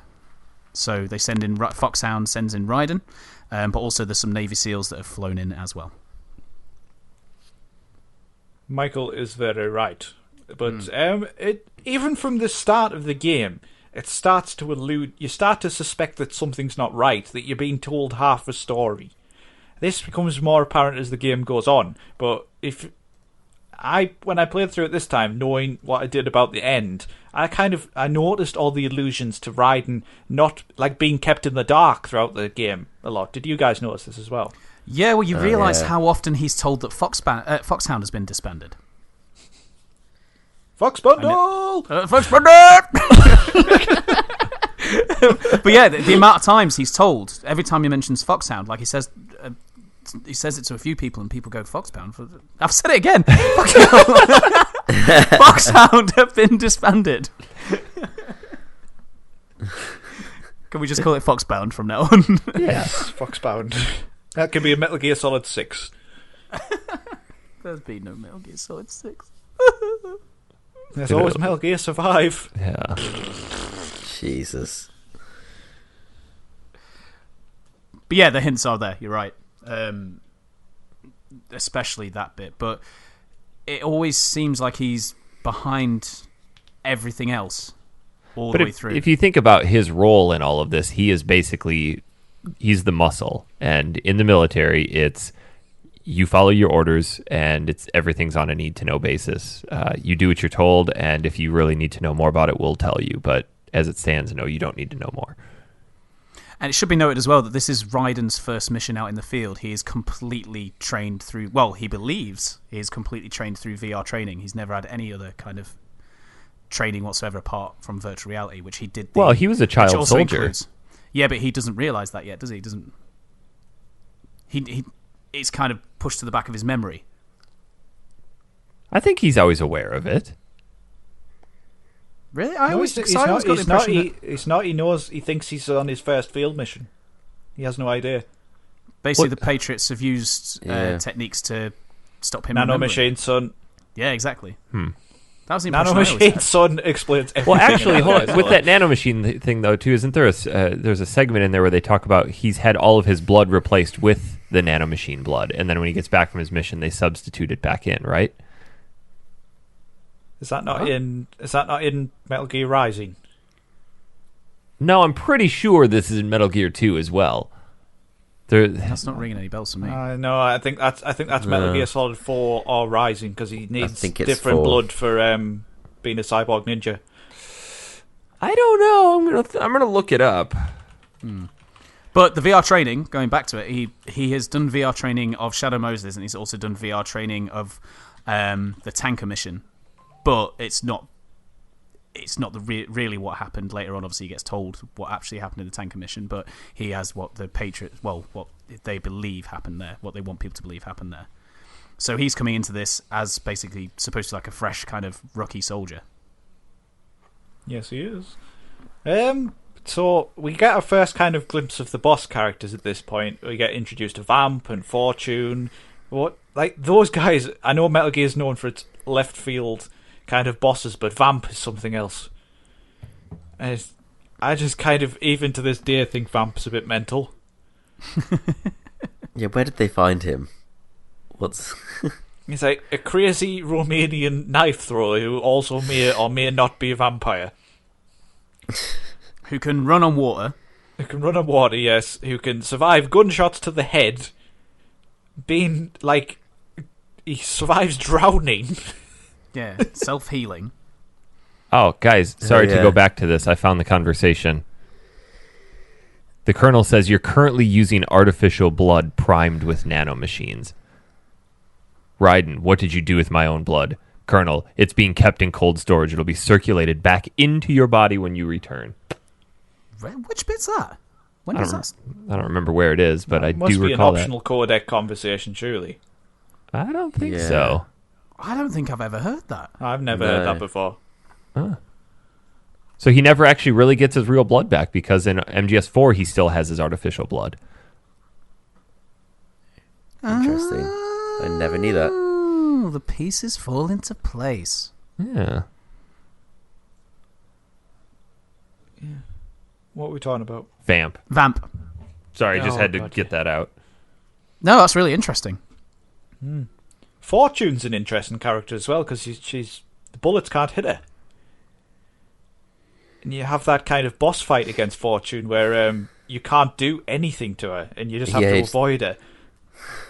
There's an interesting thing about Fortune, because obviously, spoilers for the end, but you find out that she's had a machine put on her that makes all the bullets go past her and everything, which can be questioned by something else that happens after that. But there's that bit where the Navy SEALs... Where does that go when she's in the shower? Yeah, how does the water hit her? Oh man, she must smell. But there's that bit where the Navy SEALs are trying to shoot her and the bullets are flying past her, and one of them throws a grenade, but the grenade doesn't go off. Now, is that just coincidence? It did! speaking of the Navy SEALs, there's something I noticed on this playthrough. The Navy SEALs, because all of the characters, like Eric said earlier about PS2 graphics, they actually had moving eyes. None of the Navy SEAls do. They look like they're just drawn on. And all the soldiers are like that as well. But when Raiden later on dresses up as an enemy soldier, when he's talking to Ames, he then has the paint on eyes because they've just obviously used the same character model. But like their eyes look really dumb. They honestly look like they've just been painted on. It's so funny when you notice it. I've never known that. I'll see if I can find a picture to show you. But yeah, that grenade, is it coincidence? No, I think it's because nothing can hit her. So it's fried. Yeah, I guess. Does the shooting stop from going off as well?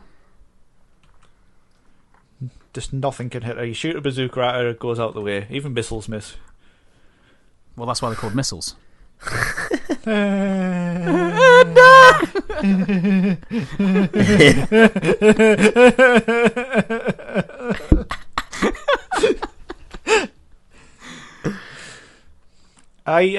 One of the things I wanted to mention to you guys is how much I love the boss music from Metal Gear Solid 2. I think it's such a good song. It's very Japanese pop style. Which one? It's all the same. It goes bow, bow, bow, bow, bow, bow, bow, bow. Like that. Thank you. With occasional wow, wow.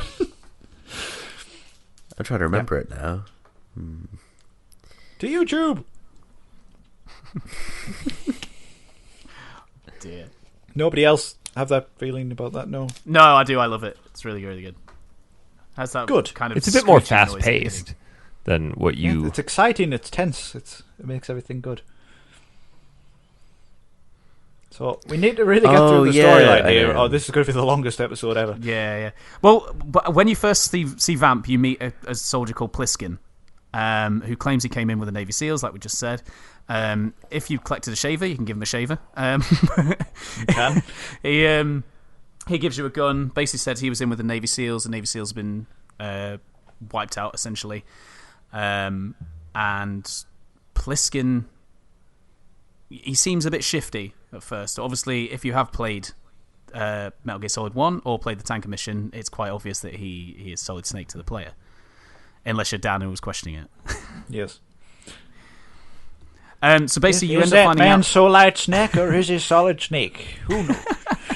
You end up finding out that Fat Man, who's a member of Dead Cell, he has planted some bombs on the plant, and you end up going through a mission basically disposing of bombs for a little while. Which I think is just a cheap method to pad the game's length. See, I thought this was funny because you go back again, and forth storyline-wise, I think it makes sense. It's meant to be a test for Raiden. It does make sense, but it's a bit much. You just don't like Fat Man because he's on rollerblades. Yeah, one of the dumbest Metal Gear bosses out there. But you meet Peter Stillman, who the Navy SEALs brought with them, who's a bomb disposal expert. Who, if this was a film, should be played by Morgan Freeman. Yeah. And he is the reason that Fat Man exists. Essentially, yeah, he trained Fat Man. Because Fat Man's a bomber, basically. And the Navy SEALs brought him in because of that. He's got a dodgy leg, so can't run very fast. So him... Or so you think. Or so you think. So Snake and... Pliskin and Raiden meet up with him, and he gives you a freeze spray to go around and basically deactivate all this C4 that you have to find. Which is in different places, I believe, depending on... Or there's more bombs, depending on which difficulty you're playing on. Oh, really? Yes. There are definitely more on hard, because, Strut D, the sediment pool, there's like 3 in there, and there's only 2 on normal. Or 1. Oh, And there's about 10 guards in there on hard, so it's so difficult. And there's one of them doing fucking reports constantly as well. Yeah, nothing here. Peter Stillman hides in the pantry. What would Gordon Ramsay think? Wouldn't be happy about that, would he? So or freezing bombs in there as well, and freezing bombs in the kitchen. After that bit, when I'd finished speaking to her and I was playing on hard, I went through the other room and there was a guard literally in there. And he must have just been listening to that conversation. Maybe that was Ramsey in disguise. Yeah, it's armed. Yeah, it's armed. So what's so you basically it's a test for Raiden to defeat Fat Man. And then after defeating Fat Man, you find the Cyborg Ninja makes a return from Metal Gear Solid 1. Oh, so you think? It's not the same one. No, because this one has a Russian accent, which gives it away straight away. And copious armpit hair. It's just sticking through the metal. Couldn't contain this one.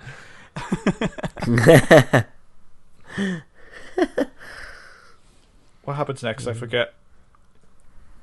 So you end up finding out that basically Fat Man did all the bombs, but there was actually a much bigger bomb. So as they were deactivating all of the smaller bombs, that was actually the trigger to set the massive bomb off, which Stillman then basically reveals that his leg wasn't crappy after all. He just faked it. And that he's gotten played. Cheers, Stillman. Yeah, he's gotten played. Well, what was he hiding from? What was the story of that situation? Because he had failed to defuse some sort of bomb and had gotten some women and children killed, and he just couldn't live with himself. Yeah, so he pretends he's like a cripple and stuff. It was at a church, wasn't it? Here you go. In 2004, Stillman was called to defuse a terrorist bomb in a famous church. During the disposal, Stillman panicked and fled, leaving the bomb to explode. The church was obliterated along with a nearby playground.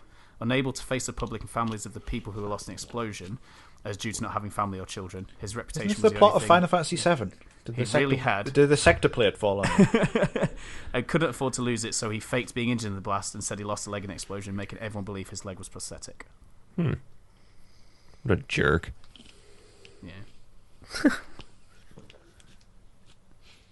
Then he sends you off to find Fat Man roller skating on the helipad. Well, he gets killed, doesn't he? Because the bomb goes off in the second part of the shell. Yeah, because he's not able to defuse it in time. Yeah. He got played. So, Eric, what didn't you like about the Fat Man boss? It's just, it's so dumb. I mean, I understand most of the Metal Gear Solid bosses and their wackiness, but here you have a psychotic, obese man in a bomb suit on rollerblades drinking Mai Tais on the middle of a helipad out in the ocean. It's so dumb. Like, it's not, I don't know. It just has never really gripped me as, okay, this is believable within this universe. And most everything is believable here, but rollerblades are the least effective way to get around an oil rig. It's so like you're speaking from experience. Speaking of experience.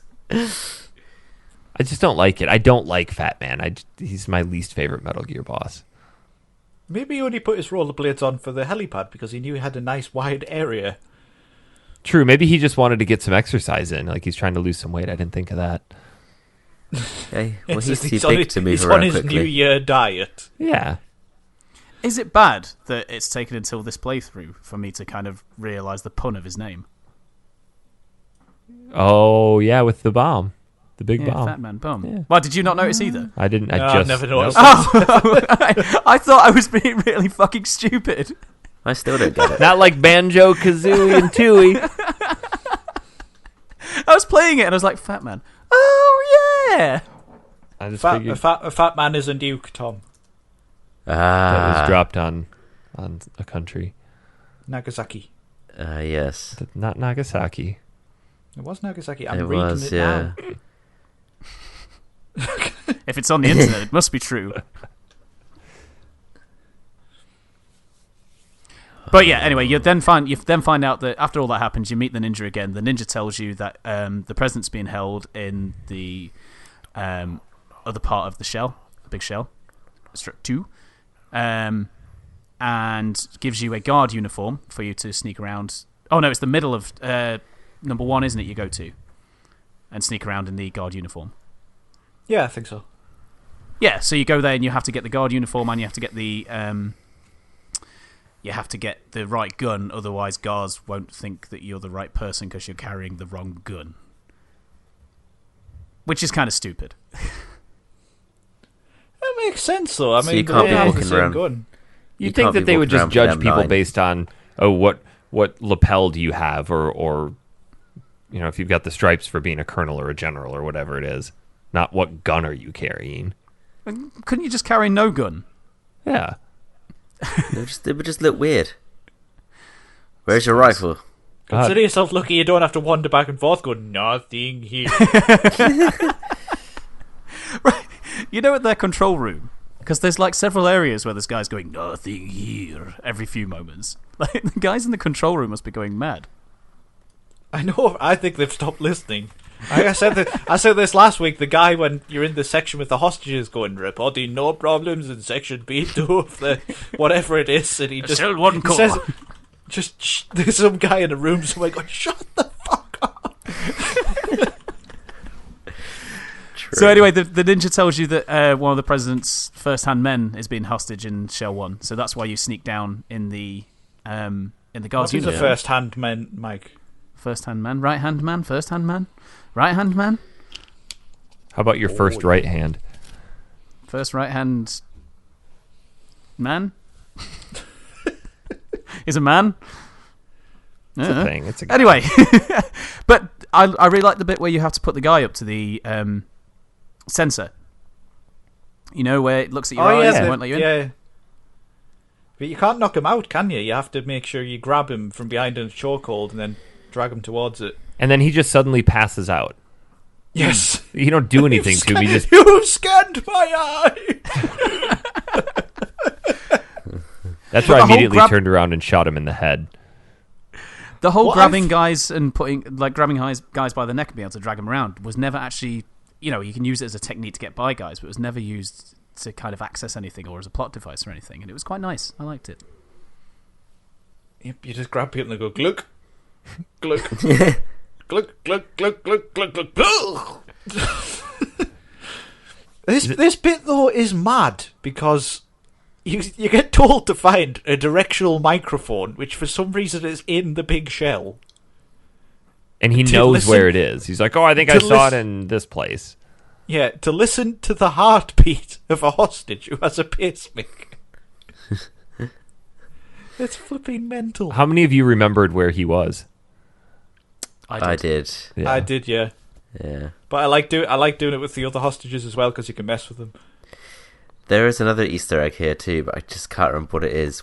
There's somebody, one of the guys has a different sort of heartbeat, like not Ames, but somebody else, where it's like I think it plays a tune or something. Oh, really? Yeah, I can't remember exactly. There's an old woman hostage who pisses herself if you say you Ames. Then her heartbeat increases. And there's also another Easter egg on this cutscene afterwards where Ocelot is talking to Solidus. If you pan all the way to the left, you can listen to Johnny Sasaki having a shit. No way.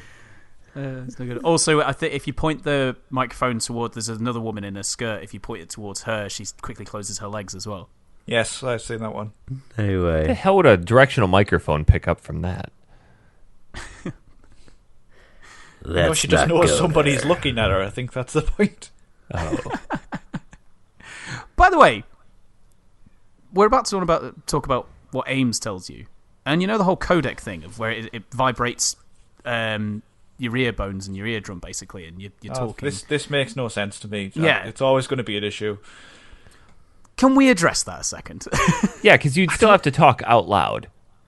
Well, supposedly you don't. Apparently it's through all your nanomachines. Apparently it's telepathic, but this makes no sense. Then why in their pictures are their mouths moving and are they reacting? I don't know. This is why I've always had an issue with this in this game. And then they go, let's talk on the codec so nobody could listen in. I'm like, you are talking to each other. I think it's because they don't want to spend the time and the money and the effort to create the cutscenes. Yeah, I mean, that's obviously why it's there, but the in-game explanation still doesn't make a lot of sense. Yeah. Are they just stood there in silence, like kind of just staring intensely at each other? And then, because of course you've got the other problem with the codec, if you press R1 and R2, it does the internal thoughts of Raiden or Snake in reaction to what the other person is saying. So why couldn't they then hear that? Good point. Nanomachine, son. Yep. Standard. Oh, God. So anyway, yeah, he basically Ames ends up telling you about the president, where he is, that there's a football, and then has a heart attack. And it's at this point where, if you played Metal Gear Solid 1, you're like, well, things seem to be repeating themselves here. Mm-mm. Convenient death.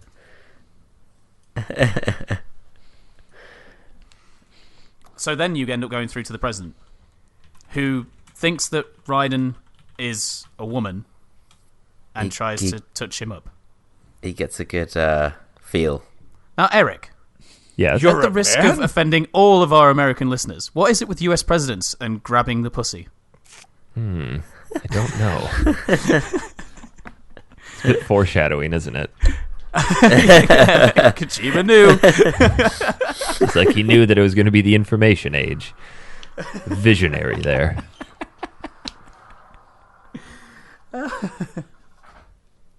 But anyway, I can't remember what the president tells you for the plot. Doesn't he mention the Patriots a lot more, doesn't he? Yeah, this is where things start to get really weird, where GW comes in and Sons of Liberty, which is the subtitle of the game. Is this the bit where he finds out about Arsenal gear as well, or not?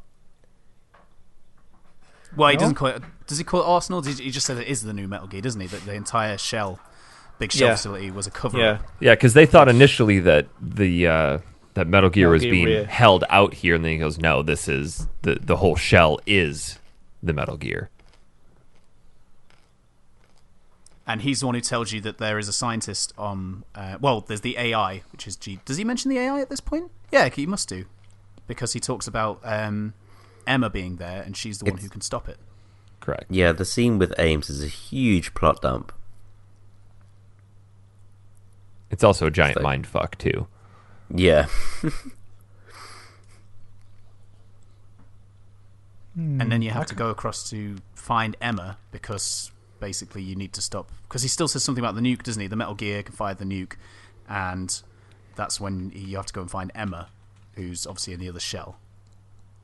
Oh, the president reveals that Sons of Liberty the leader of the Sons of Liberty is his predecessor George Sears. So the former president, who is a perfect clone of Big Boss known as Solid as Snake.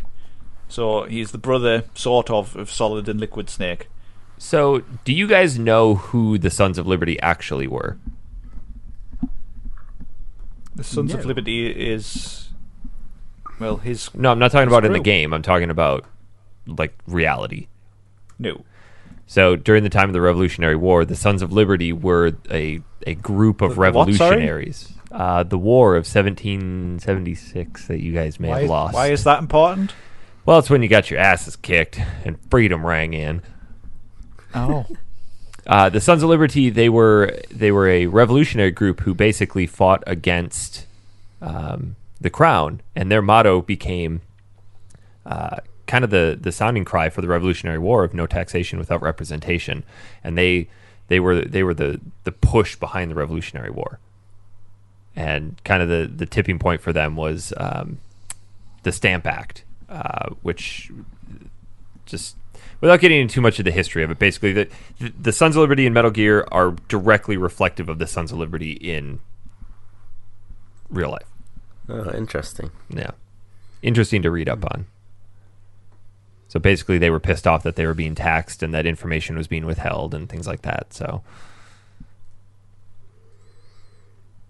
interesting. I didn't know that. I didn't realize it was a reference to a real thing. Yeah, and GW is direct reference Washington. to George Washington, presidents, and stuff like that. So, or apparently, I'm reading something here where it also makes a reference to, or instead of it being GW, it's technically JFK if you want to be precise about it. But I haven't read too deep into that. Interesting.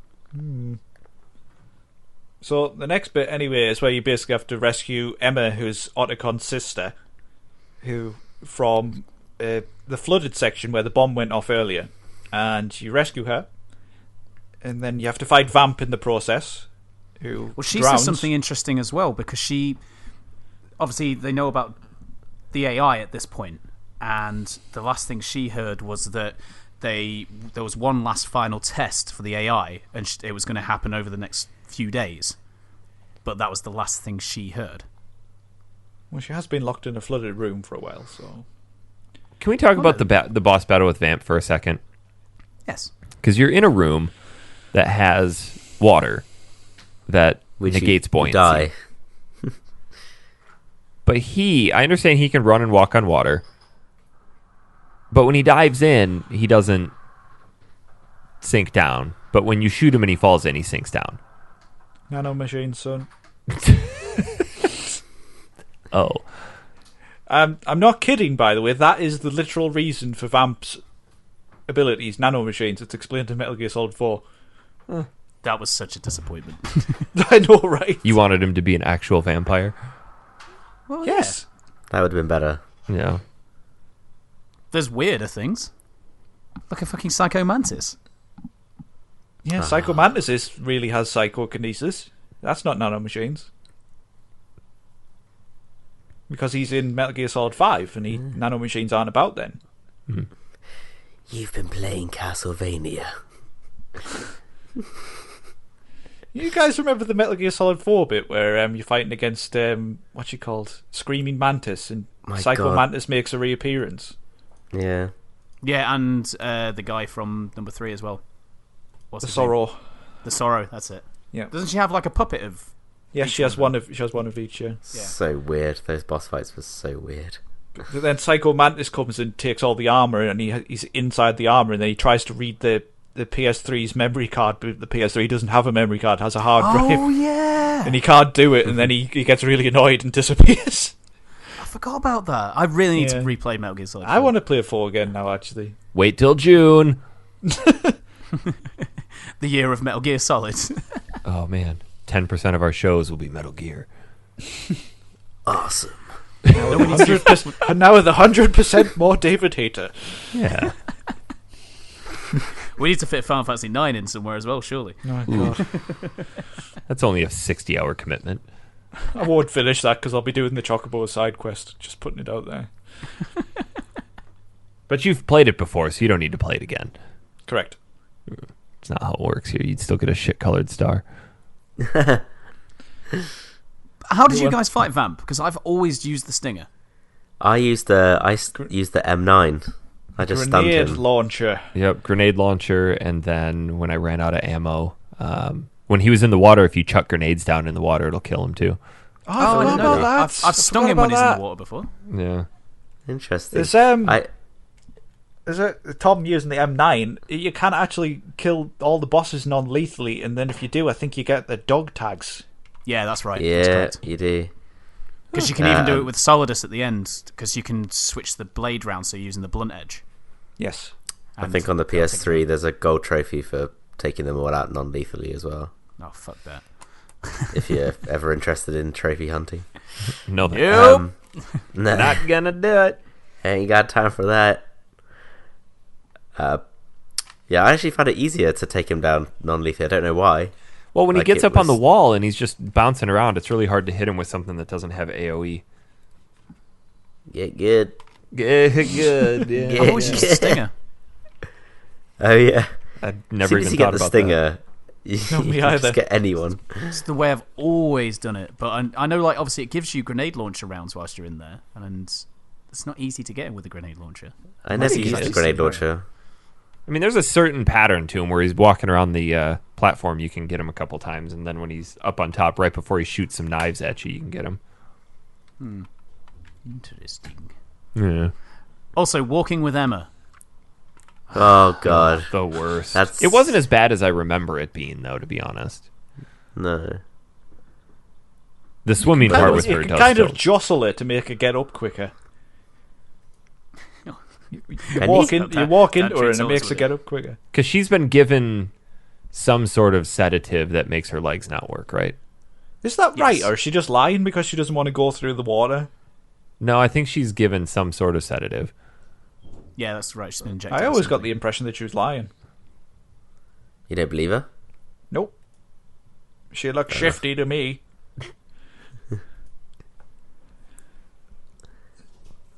So yeah, I always like the bit where you have to spray the coolant on the cockroaches to get them out of the way. Oh yeah. Did you ever accidentally use that on any guards? The coolant? No. Yes, it also wakes them up if they're knocked out. Yeah. So yeah, if you say for example you've knocked somebody out and you want to wake them up to get their dog tags, you spray them in the face with coolant and it makes them wake up. Or you spray them and then they start to wake up and then you shoot them in the head with the soakum. Yes. Bit sadistic. Eric Peterson route. Yeah. It's the only way to do it. So this leads to that bit where Emma is going across like the pontoons on the oil fence, and you have to use a sniper rifle to shoot the guards. That bit. I failed the first time. Did you guys use the thermal goggles? Certainly yes. did. Yeah. Yes, I missed one of the claymores and she wandered into it. I didn't realize that there was a second set of claymores, so as she's walking towards Snake, like, all right, great, I'm done, and I'm just waiting for it to switch over, and then boom, game over. Yeah.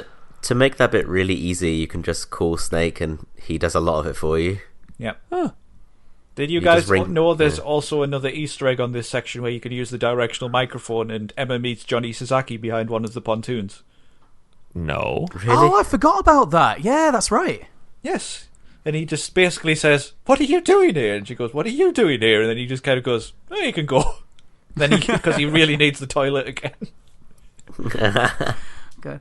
Another way to make this really easy as well is equip the stinger and get rid of load of the ciphers really, really early. Ah, yes. But the ciphers come back. Yeah. Yeah, there's loads. There is a lot of them, but like if you just keep using the stinger, shoot them because obviously they take a few shots with a sniper rifle. Yeah, but if you don't have a lot of stinger ammo. Not if you hit their camera, they go down in one. Do they really? Yes, they do. Oh, I didn't know that. The more we know. Same with the other ones where they don't have... No, sorry, these ones have got guns on, so you have to shoot the gun. But the ones with the camera on, if you shoot them in the camera, they blow up in one shot. Oh, wow, I didn't know that. You got to keep taking that drug to keep yourself really still. Yeah. Pentazimine. Which fortunately keeps respawning there. Which also you can use on the tanker chapter to cure seasickness. I didn't know he got seasickness. Apparently, yes. And then you have a codec conversation about it. Huh. Interesting. There's so much to this anyway, game. on this bit, because Vamp is already drowned and being shot in the head, he manages to come back once again and stabs Emma. Who then uploads a virus to GW, which stops halfway, and then she dies. And then there's this really strange plot point about Otacon and his sister, where basically he was sleeping with... Because they're only half brother and sister, aren't they? Yeah. Otacon was getting jiggy with his stepmom. Yeah, and that's why their dad killed himself. Yeah. Otacon. It's a pretty dark cutscene. Yeah. How? Fuck yeah. It's really sad though. I remember being quite moved by that whole scene when I first played it. It's a really sad scene, but that entire thing is just comes out of nowhere and is a bit strange. Yeah. Welcome to Metal Gear Solid 2. Yeah. I hate that he calls it EE as well, because it gets really annoying. Like nicknames for me. Nicknames should roll off the tongue easier than their normal name. That's the entire point of a fucking nickname. EE is it's kind of stunted to say, isn't it? Like if you just go Emma, but then if you're in a sentence you have to go EE. I mean, you could at least go like stunted. double E or E squared. E squared. Double E. Yeah. Double What up, E. double E? What up, double E? Yo. And that really bugs me. But so yeah, Otacon's really ridiculous crying does nothing for me. But whilst all this is happening, Snake and Raiden are trying to upload the virus to basically ruin GW. And it only gets to 90% before it stops, so they have no idea whether it's worked or not. It's then decided that Otcon's going to go off and save the hostages, and Snake and Raiden are about to go down into Arsenal, and Snake turns heel. Suddenly a ninja... The cyborg ninja arrives and knocks out Raiden. Well, Snake also reveals that he never really said that he was on Raiden's team. Yeah. Raiden just assumed. Bastard. And it's also at this point it's revealed that it's Olga underneath the ninja mask as well. But we could tell from the armpits. Yes, could. and the accent. Which then leads you to basically almost a repeat of the torture scene from Metal Gear Solid 1. Another hint of things being the same as Shadow Moses. Ah, yes. Which brings in the whole concept of the S3 plan. Yes. Yeah, which just as if it couldn't get any more bizarre. Which was So technically billed as the Solid Snake simulation. But it's supposed to be the selection for societal sanity. which you find out at the end. By the way, we've completely skipped out the Harrier fight, I've just realised. Oh, yeah. Whoops. You fight Harrier. It's revealed that the terrorist is Solid Snake. So the real Pliskin is the real Solid Snake. There you go. Yeah. Spoilers. Yeah. So Solidus is basically at this point also reveals that he knows Raiden. Yes, calls him Jack. Jack the Ripper. Yeah. And it's revealed that basically Raiden was a child soldier and Solidus was a bit of a father figure to him and basically trained him and loads of child soldiers. Daddy. Yeah, pretty messed so up. Raiden has daddy issues. Yeah, essentially. Yeah. And he has these huge tentacle things attached to his suit, and it's at that point he starts suffocating Raiden, and you have to tap circle loads like he did with Snake in the first one. Yeah. Good thing I have my turbo pad. Turn it on. In the first Metal Gear, doesn't it like detect if you're using a turbo pad? No, he says don't even think about... Ocelot says don't even think about using one of those turbo pads, I'll know. I thought it did know. Or something like that. So it doesn't do anything No. if you do? No, because I used to use one for that scene. Okay. Gotta save Meryl somehow. Do your worst, Ocelot. Yeah. Meryl. But yeah, they leave you on... Basically, Solidus reveals that, and also the S3 plan, like Eric said, where Solidus is led to believe it's a Solid Snake simulation, so they're using Raiden to basically try and create a... They're using the Shadow Moses incident to try and recreate a soldier as good as Snake. Well, and the whole point of it, too, was to control people, forcing them to serve the will of the Patriots, or to train them to adhere to certain situations. So the AI that they're trying to kill, the GW, Otacon reveals earlier that it was shit, I lost my train of thought with that. Not Otacon. Emma was talking about the AI and how it lacks the necessary factors for judging certain situations. So she heard that they were planning an experiment to provide data for GW to study, which is then this whole incident here. So it comes about that this whole thing has been staged. I still think it seems like a bit of a faff on. And then GW chose the backdrop for this because of its extreme circumstances, so it provides the optimal test for crisis management. So if it could trigger, control, and solve this issue, it could be ready for anything. And Raiden just proved that they could. Yeah, but that's the real reason. That's the thingy for societal... Yeah, the selection for societal sanity. That's it. That's the word I was looking for. But at this point, Solidus thinks it is a Solid Snake simulation. He thinks it is that. It's not until a bit later on it's revealed to him by Ocelot. Yeah, but you have a codec conversation here with Rose, who we haven't actually brought up yet. She doesn't deserve mentioning. Who at this point, you start to question if she's actually real or not. Well, my theory on this is that she is real until the point that she reveals she's pregnant. And I think after that, it's the AI.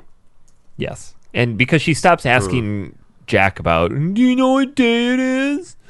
Oh, yeah. God, I want to punch her in the face all the time when she does that. I really hate Rose as a character. Like, Yeah, through Metal Gear...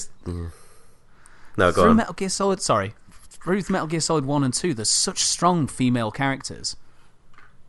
And she just breaks that mold in a really terrible way. She's just super whiny. I agree. Yeah. But I suppose she fits the mold with Raiden, though, because he's kind of whiny, so... Yeah, true. Their house must be a fucking riot. Oh, God. I very rarely skip any dialogue in Metal Gear, but I had to skip all of the conversations between Raiden and Rose. Well, like, after you're done saving, in Metal Gear 1, Mei Ling would give you all these really cool quips. Here, it's like, I don't fucking care, shut up, done. Yeah, exactly. Like the Chinese proverbs and stuff like that. Yeah. Not anymore. Now it's just like, oh, did you remember to do this? Did you remember to do that? Oh, fuck off. No, I didn't turn the iron off, bitch. I'm out saving the world. Yeah. Did you remember to... You're right, by the way, guys. It is an AI at the end. It is Rose all the way through, but she is a spy for the Patriots. She was ordered to keep an eye on Raiden by the Patriots. And then but she does really fall in love with him. And then after she tells him about the child, the GW then creates an alternate AI program which mirrors Rose. Yes. Why didn't you put a white swash on?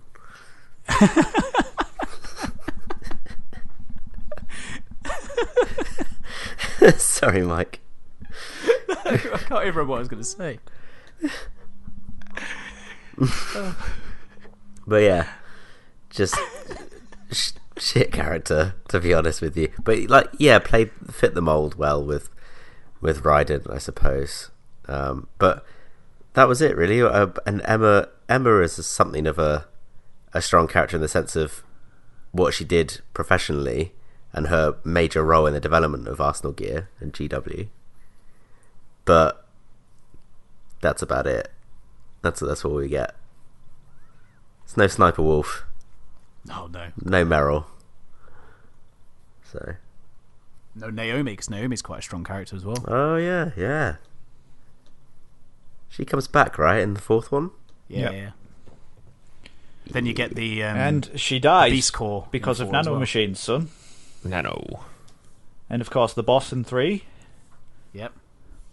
The boss.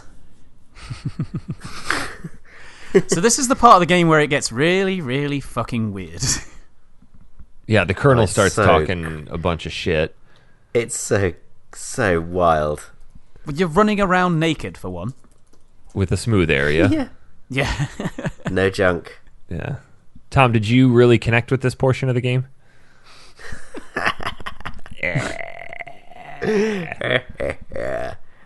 Tom, is that you? Stick another. Do you know which bit really freaked me out when he says, turn the console off? Oh, yeah. That freaked me out so much the first time I played. Don't you think you've been playing long enough? God. It's like when you'd play Wii for too long in the console. It'd be like, don't you want to take a break? And they have a picture of a nice sunny day outside. I'm like, no, I want to stay inside and get fat. Do you know which one is my absolute favourite? I'm reading this from the website. I hear it's amazing when the famous purple stuffed worm in Flapjaw space with the tuning fork does a raw blink on Harikiri Rock. I need scissors! 61! There's one where he's talking about seeing a bright light as well, isn't there? Yes. Oh, and what about the one where he says, I know it's a bad time, but I just wanted to tell you that I saw a man leaving Rose's bedroom. They were intimate, that's all I'll say. Sorry to bring that up right now. Anyway, go back to fighting. I like the one when he recites the name of train stations in Japan as well. It's just so mad. Oh, yeah. It's just this bit just messed with my mind so much when I first played this game. Back in the day, yeah. And this is the bit where the game really falls off for me, and I get really confused now, even now, about what is actually happening. Well, this playthrough compared to previous ones, I started to think that Solidus wasn't such a bad character. Yeah. He just wants to pass on a legacy like the rest of us. Well, he's out to bring down the Patriots. So in essence, he's the Sons of Liberty fighting against tyranny and oppression. Well, the overall arc of Metal Gear Solid is taking down the Patriots. So. Yeah, and this one in particular is digital censorship and population control, and he wants to prevent that because if there's digital censorship, they won't be able to spread the Sons of Liberty message or propaganda. So that's why Solidus wants to destroy the GW system, because the GW system is the one that's implementing the S3 plan to mind control people. It's just the bit at the end for me where the Colonel, there's a huge codec plot dump right at the end where the Colonel starts talking about primordial soup and the White House and things and how they were formed and that, and I'm like, what?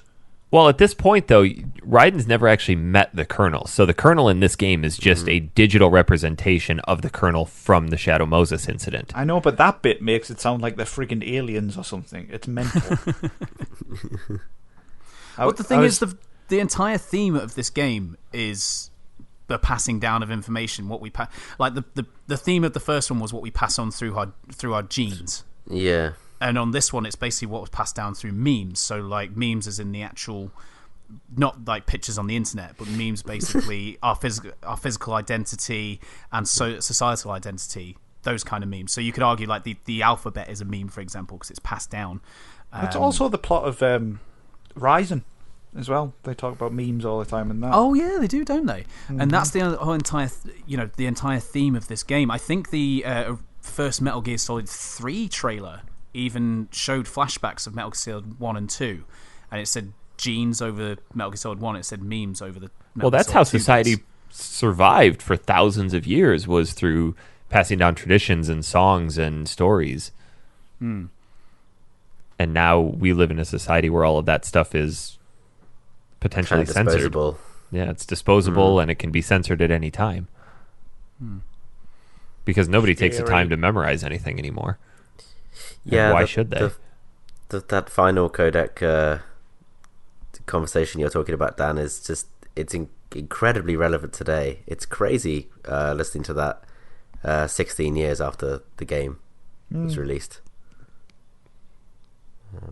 Still a bit mad though. It was very powerful because thinking about it in terms of where we are now and things that have happened in recent history is quite prophetic in the time. In other words, the world has gone to shite. In a handbasket. What about, you know what's always baffled me at the end, right? The section where Snake and Raiden are talking to each other, they're both standing there in sneaking suits. The Arsenal gear has just crashed into Manhattan, and loads of people just walk around them, not looking at them, not reacting hot to dogs. the fact that Arsenal gear has crashed into Manhattan. They just walk. They don't care. What is that about? There's no cops there demanding statements. Yeah, but have you been to New York? They just kind of walk head down. Yeah, they don't notice. It's like London. All right.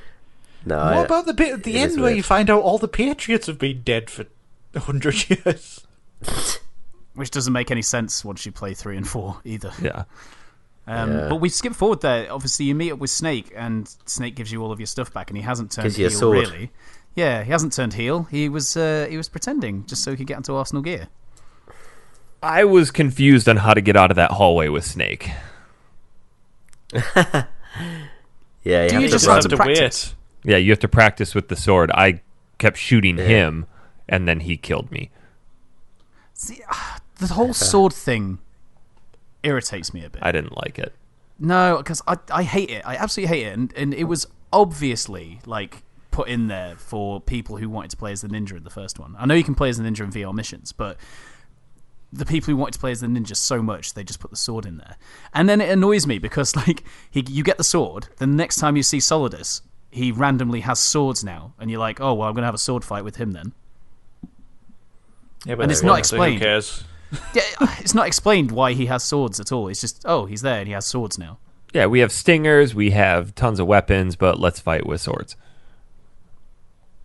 It just wasn't. It just makes no sense. I liked the final boss, but I didn't like the combat that was forced onto you about it. Yeah. Yeah. But you make your way through, and obviously you end up having to fight a shit ton of Metal Gear Rays. Yeah, fuck that. Oh, yeah. I love that boss fight. I think it's great. So, Eric, me too. Yeah. Obviously me and you had a conversation over message about this. Yeah. About the whole Rose thing. Doesn't work.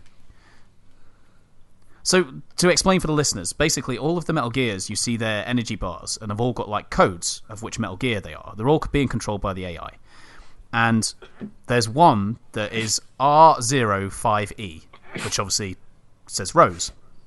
Now, throughout the years when I've played this game multiple playthroughs, there's times where like I've destroyed 20-odd Metal Gears and beat it, and there's times when I've beaten like 5 Metal Gears and beat it, and I've never understood why. So I had a little look online before I got to this boss this time, and there's this thing about if you basically take out the one that spells out Rose, that basically ends the boss battle, because on the cutscene afterwards, the Metal Gear that's still there is the one that has Rose on it. Yeah, that definitely and I said this to Eric. Work. Yeah, and I said this to Eric before he went on, and he tried it, and it didn't work. But because it seemed to work for me. At any given time, 3 of them pop up, and the Rose one doesn't pop up until it's the 5th one. So you have to beat 6 of them to get it. Yeah, you have to beat a few first. You have to beat 6 of them. But Depends on the difficulty again. There's more sometimes. Yeah, so if you're playing on normal, I believe it's 6 of them. So I killed the first 3, and then the next 3 showed up, so I immediately started going after the Rose one, which would have been the 4th one I killed, and when I killed it, it did not end. I did it every single time until I was able to kill, it's either 6 or 7 of them. So how you made it to killing 20 of them is beyond me. No, this was years ago. I wasn't on this playthrough, but I remember years ago because I was doing a playthrough and I was going to count them, and I remember getting I was either over 20 or close to 20. See, I don't know how that could have been. I've done that boss battle. Once you kill 6 or I think it's 6 or 7 of them, it just ends. I don't know. Definitely remember like defeating a ridiculous amount on a playthrough when I was younger. Yeah, me Must too. have been on a hard difficulty. I've never played it on anything harder than normal. That's what I don't understand. Did you guys use the chaff grenades during this battle? Yes. So I got to the point where I was able to kill, you know how when you first jump in and there's 3 of them off the platform and you can cycle between the 3 of them? I got to the point where I was able to kill 2 of them and almost kill the 3rd one before one even jumped on the platform. Sweet. Yeah. Just shoot them in the leg, shoot them in the face. That does the trick. Yep. Yep. How do you feel about... Because obviously Snake, going back to Metal Gear Solid 1, I mean, he doesn't struggle to destroy Rex, but it's a difficult fight. And there's Raiden, who's killing, Metal Gear after Metal Gear after Metal Gear. Like, well, not killing, like defeating them because they kind of walk off, don't they? How do you feel about that? Because Solid Snake's supposed to be this amazing super soldier. I know the whole thing is that Raiden... I think it really gets on my tits. Because it always bothered me. Why? I think it's just to make the boss fight more epic. I mean, yeah, I'd rather it was Snake than Raiden, but I take what I can get, I guess. It just seems like... I know, obviously, the cutscene, it gets to, the battle ends with Raiden, almost being defeated by them and getting worn out. But at the same time, Snake, he fights one Metal Gear at a time, and, that's always really difficult for him. But there's Raiden just taking out Metal Gear after Metal Gear, and I don't know why, it just always really, really bugged me. I think it goes to show, though, like, Snake was more of a pure soldier. Raiden is obviously enhanced. He has his nanomachine blood for optimal performance. I suppose. I mean, to contradict myself, I've read online before people making the argument that obviously the virus has started to take hold of GW, who's controlling the Metal Gears, but that still just doesn't wash with me.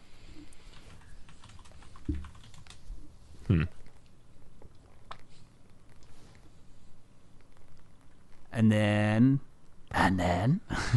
the basically this is where Solidus finds out he's been betrayed by Ocelot. Because Ocelot reveals that he's been working for the Patriots the entire time and has staged this entire thing. And the lally-loo-lay-lo? Yeah, and that's when basically Solidus realizes that it isn't the Solid Snake simulation.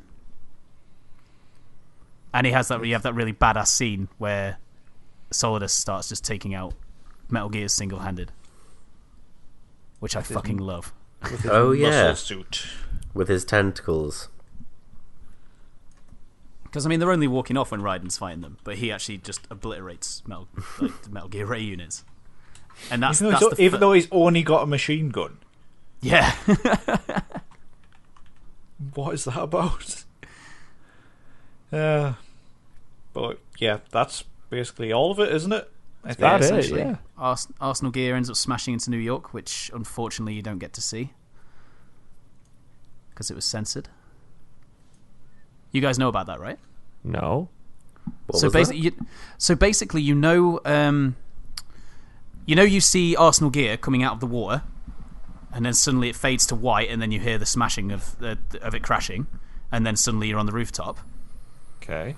There was actually an entire scene where you saw Arsenal gear smashing into the building, smashing into New York, and everything like that. You actually saw the entire thing come out of the water, take out buildings, smash New York, and all sorts. Yep. But because it was released around after 9/11 happened. Oh shit! I do remember that now. Yeah. Wow. It actually destroys the Statue of Liberty. Yes. Yeah, it does. Yeah, it goes past it, doesn't it? Do they have a video of that?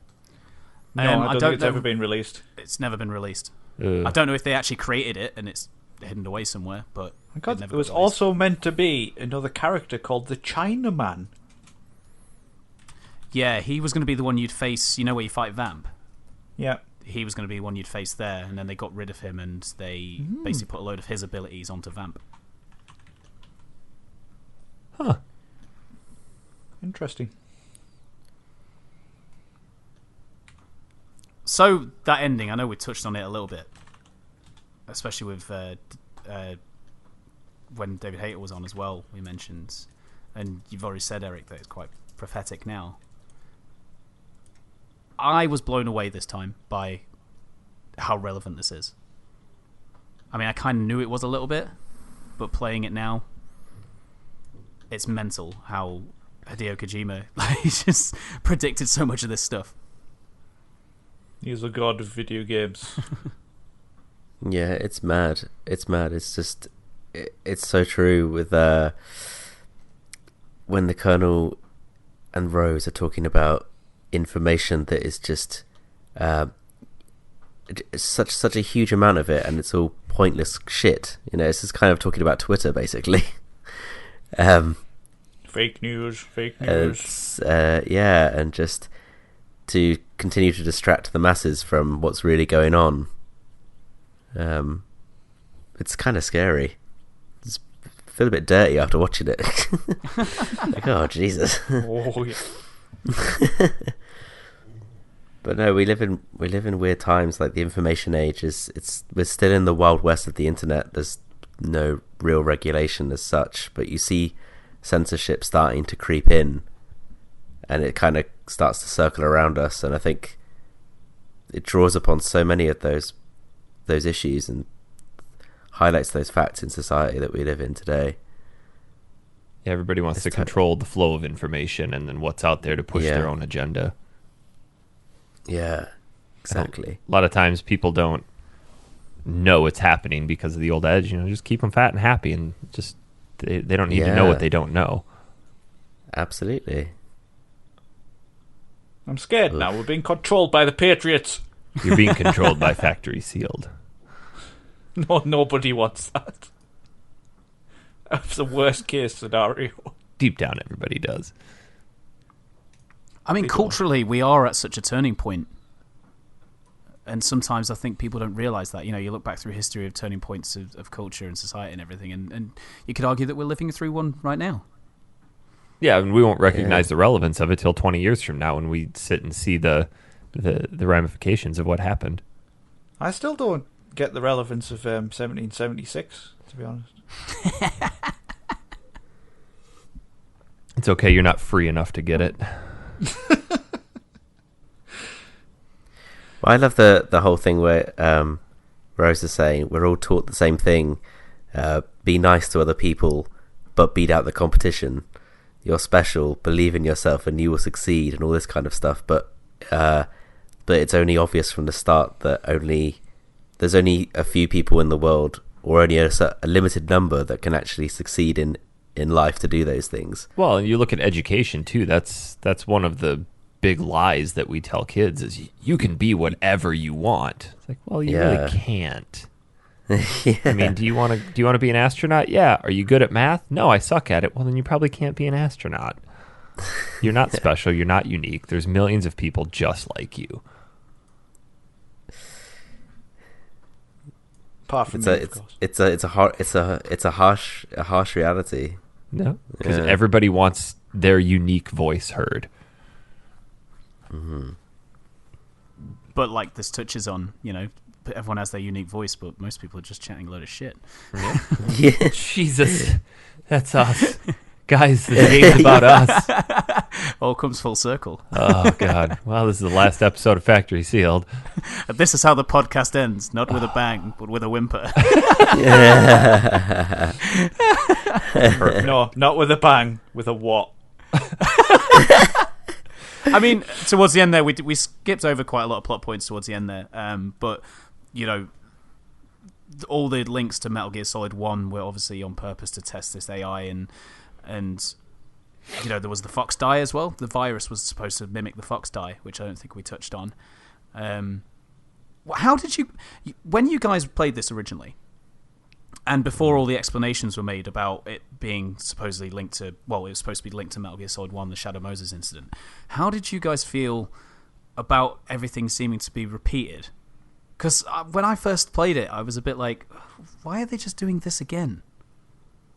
I don't think I cared at that age, Mike. I was 15. I didn't know what the hell was going on. I just knew I could shoot people in the head. I was like 11, 12, so I just didn't care.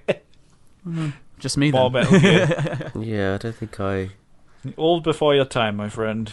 Maybe. I mean, I would have been like 14, 15 as well, because I'm just a hair younger than Eric.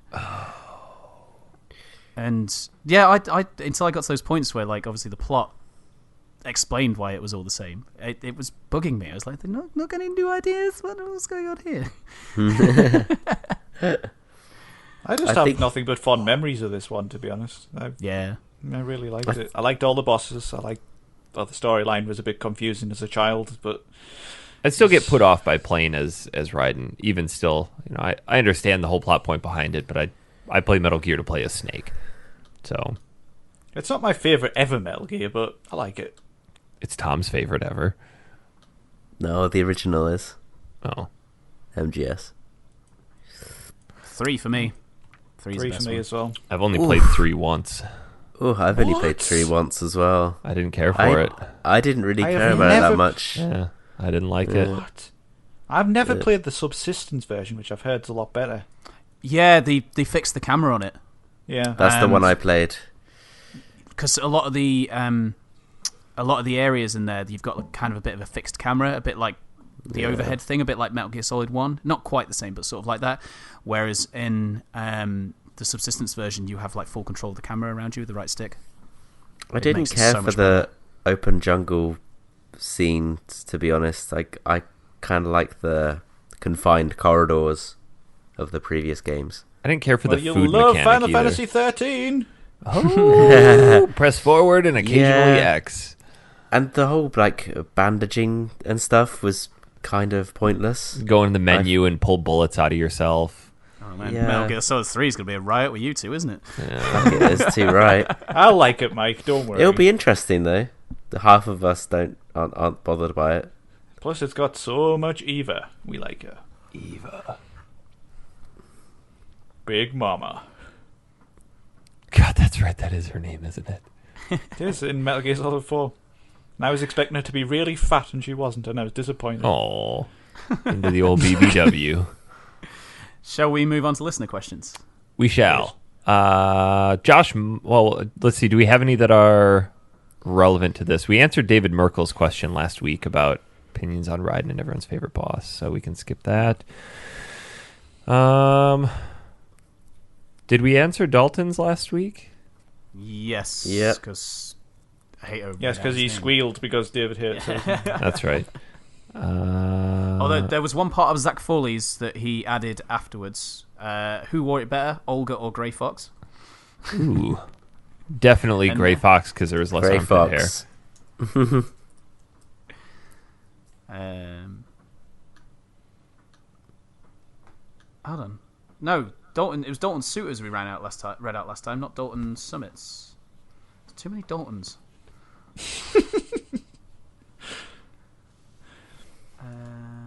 Although it's not really a question, it's more of a comment. So Chris Gold. He said, first off, David fucking Hayter, with lots of exclamation marks. Second, who still has nightmares when you keep getting those weird codec calls at the end of the game in Arsenal Gear? I still see Roy Campbell's melted face before I fall asleep. It's so freaky when I was young. Yeah. Fucking mad. That bit freaked me out big style as a kid. It really did. And I remember actually like freezing and going, should I turn my console off or not? The melted face was really eerie because it's like it looks like just a skull, and then sometimes it goes shots in. of the Colonel to the side, zoomed in, just facing the back of his head. Yeah, it always reminds me of that scene from Team America where the guy who's in the chair and you see one scene where he's randomly upside down going across the ceiling.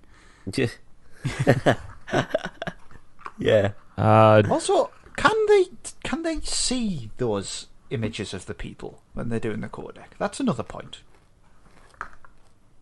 Oh, nanomachine, son. It just it just emblazons it on their retina. Dalton Zuder, agree or disagree? This game needed more Psycho Mantis. His first fight in the MGS game was spectacular and pretty groundbreaking, if I recall correctly. I disagree. No, I'm glad they didn't overuse Psycho Mantis. He's a character that they could have milked. I'm glad he came back in 4. It was interesting to see him briefly in 5 because it had no storyline, but I'm glad he wasn't in it. Oh, he's frightening in 5 though. There's a few scenes where you do see him. Yeah. Especially because he's silent. Very few scenes. Yeah. No, I was happy with all the bosses in this game. All 3 Metal Gears, the Metal Gear Solid games have incredible bosses. There's 4, Tom. I just mean shut up. Well, there's 5 actually, but you know. Yeah, but the 5th one doesn't have any bosses. Then there's Peace Walker as well. Oh, yeah. It had a fight against Metal Gear. Wait, you've never played Peace Walker, have you, Dan? Not all the way through. Oh, that game's incredible. You got to play through it on the Vita, because if you play through it on the PSP, or not the Vita, but just the HD collection of it, the original is really rough. Yeah, that's how I played it. Some guy called Daniel Curtis said, "What about the time David Hayter was on the show? We should talk about that some more." Yeah, I think we have. Another question from Dalton Suter is, as my favourite Metal Gear, what caught you the most as far as the story, and how did you feel the first time you played at the introduction of Raiden? Oh no, we read that last time, didn't we? Yeah. Yeah. Sorry, ignore me. Okay. Patrick Ryan, I'm playing through MGS2 for the first time right now. Is this game essentially a feature-length cutscene? Yes, it is. Yes, pretty much. Not as much as Metal Gear 4. Metal Gear 4 is an interactive movie, basically. Isn't the final cutscene of 4 like 45 minutes long? Yeah, it's Jesus long. Christ. So good, though. It is so good. Mark Marcheski, I know I've heard a lot of people say this game for many clear reasons turned them off initially, but they grew to appreciate it. Is there a game that describes that more than Metal Gear Solid 2 that you can think of?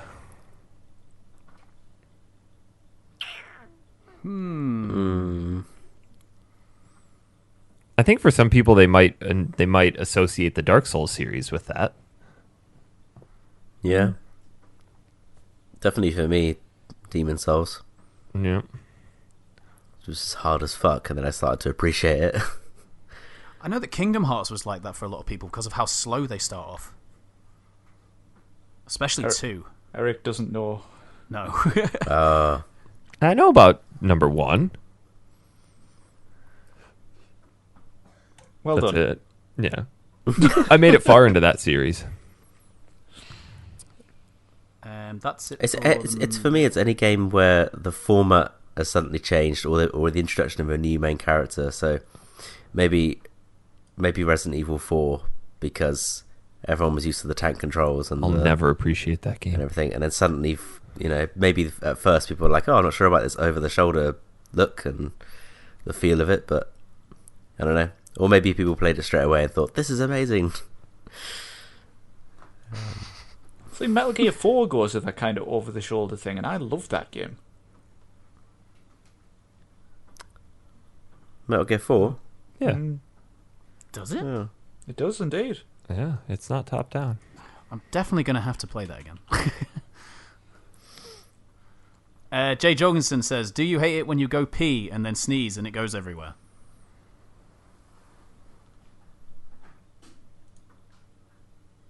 Might cut out there. I didn't hear what you said. Oh, Yeah. I was reading Jay Jorgensen's question. It's, do you hate it when you go pee and then sneeze and it goes everywhere? Because all I heard was, do you hate it when you go pee? Yeah, that's all I heard. Yes, I do. Are we talking about the It's sneeze most- or the pee, as you asked earlier, Mike? It wasn't me who asked that. Yeah, it was. No, that was me. Oh, well then, you go. Tom. It is, I don't it think is I've ever done irritating. it, to be honest. No, it is annoying because you have to get the toilet roll, clean the floor. What if you sit down when you pee? Jeeves has to get Just involved. The don't bother. entire thing's embarrassing. Yeah, what about if you're Jeeves, sitting I've down? pissed on the floor again. You could do the sit down wee. Yeah, Yeah. it's better for the prostate. Yeah. You taught me that. Yeah. Is it really? I What a did not weird, know that. what a weird out of context phrase. It's better for the prostate. Yeah, you taught me that. Was it when you were in London, Eric? Honestly, Eric has mentioned that on the show a good few times. Have I really? Can't remember that. Yeah, yeah. I think you mentioned it once on like episode 61 or something. I know more about our urinary and bowel issues between this group than I'd care to. Like, I know that Dan hates standing up to go pee because he thinks it's weird. Like in public restrooms. Oh. Yes, urinals. Yes, they are. Yeah. They are strange. Yes. Wait, not urinals? No, we've been through this before. I'm not doing it again. Not this again. Any other questions? Yes, Josh Moss. Oh, yeah. We already talked about it on Facebook, but your top tips for new Switch owners. Getting mine tomorrow. Obviously, this was a few weeks ago. You guys had a lot of good advice and think the podcast community could benefit. First of all, Mario Kart. well, no, even before that, when you buy your Switch, you need to have a tempered glass screen protector in hand, and that is the first thing you do before you even power your system on is apply that thing. Yep. Without doubt, that is the most important thing you purchase for that Switch. Followed very closely by getting a Pro controller. Dan. Nope. Nothing wrong I think you just do it nothing wrong out of- with Joy-Cons. You do it out of spite. Yeah, I'm sure. you do. And you're not buying Mario Kart out of spite. I honestly don't with the Pro controller. I do not see the point of having to fork out another £60 for a controller when it comes with two perfectly good controllers. Dan, when you put those controllers on that little square controller pad, it's uncomfortable. I don't. I just hold them in my hands. You're dumb. I'm not dumb. That's how you meant to play it. No, if you're meant to play it that way, then why would they have released a Pro controller that's... Does it come with the Pro controller in the box? No. Yes, so that you're meant to play with the Joy-Cons. Well, if they put it in the box, how would they make is an $60 optional off extra. it? The Pro controller is an optional extra for numpties like you who think they need it. No, who enjoy the finest gaming controller ever. Yeah, agreed. Really? You reckon? It's the best controller. It is so average. No way. The PS4 DualShock is the best controller for me. I agree I with fucking Tom. love it, mate. The D-pad on that. And that comes with the console, you see? I don't know how you could say a controller is the best ever when it has the shittest D-pad. Maybe on par with the Duke. Maybe for ergonomics. Okay, so comfort in your Ergonomically, hands. it's the most comfortable controller. We'll go with that. I can give you that one. Yeah. I'll take what I can get. Yeah, you will. Yeah, you will. We've also My been doing... other top tip. Oh, sorry, go on. Oh, I was go going to say ahead, my other top tip would be check the news section of the Oh, on the yeah. console every time you boot it up if there's something new, because we've discussed between ourselves quite a few times that you don't, the sales and things like that on the eShop from Nintendo don't generally go that, they're not generally that good. On PSN, you get 60-70% off sales. On Nintendo, you generally get like 30% off. But every now and again, there'll be that little nugget where you get like 60-70% off. So always check on there because you might be missing out on a good deal. And for God's sake, buy Mario Odyssey. It's amazing. Mario Odyssey, Breath of the Wild, and then absolutely, if you're part of the Factory Sealed community, get Mario Kart. And a decent carry case as well, because I take mine everywhere with me. Not the official Nintendo one, because that is garbage. Get a nice purse one. Yeah, with a shoulder strap. Little handle. Perhaps some bling. We've been doing a ton of Mario Kart nights recently and getting more and more turnout on that. So keep an eye on the Facebook page for when we do that stuff. We're still trying to get Dan to cave to peer pressure. It will happen. It won't. Dan, listen. Okay, put your sensible ears on for a second. I'm about... Okay, well, put some sort of ears on that aren't the ones you currently own. Spock's ears. I recommend those. Are you ready for this? Yes. For months, actual months, possibly even a year, you spouted about Persona 5 over and over and over and over and over and over and over. Nobody's bought it yet. I bought it. You haven't played it? No, because it's sealed, and I'm afraid to open it. But until you play it, I won't buy Mario Kart. Sorry. Okay, if I put it in my system today and play it, you will go. You have to finish it. No, that's a ridiculous agreement. Here's the other thing, though, too. Look how many people on the group have said, I bought Persona because of you. Mm-hmm. And now universally everybody's saying you need to get Mario Kart. There's not one person that's come in and said, it's shit, you shouldn't get it. And the poll that we put out... I personally do not like Mario Kart, so I don't want to own it. Sorry. But it's about it's about engaging with the community. Right, they want to play games. They want to play games with you.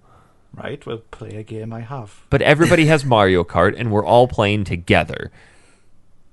Right, play something else. You are the worst. You're the absolute worst. I'm going to start a petition, and if we get 1,000 signatures... Actually, hell, if we get 10 signatures, you're going to buy it. I'm not buying it, sorry.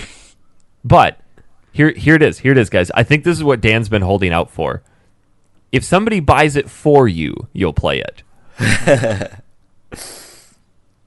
No, I don't want anybody to buy it for me. I do not like Mario Kart. Sorry. It's just better than Crash Team. I don't play a Crash Team all the time. I don't want Mario Kart. Someone set up a GoFundMe page. Yeah, let's... Oh, God. That could get out of hand real quick. Everyone give $1. Think about all of the fun you're missing with us. I'll get over it. How do you know that the local Het community center isn't having Mario Kart nights?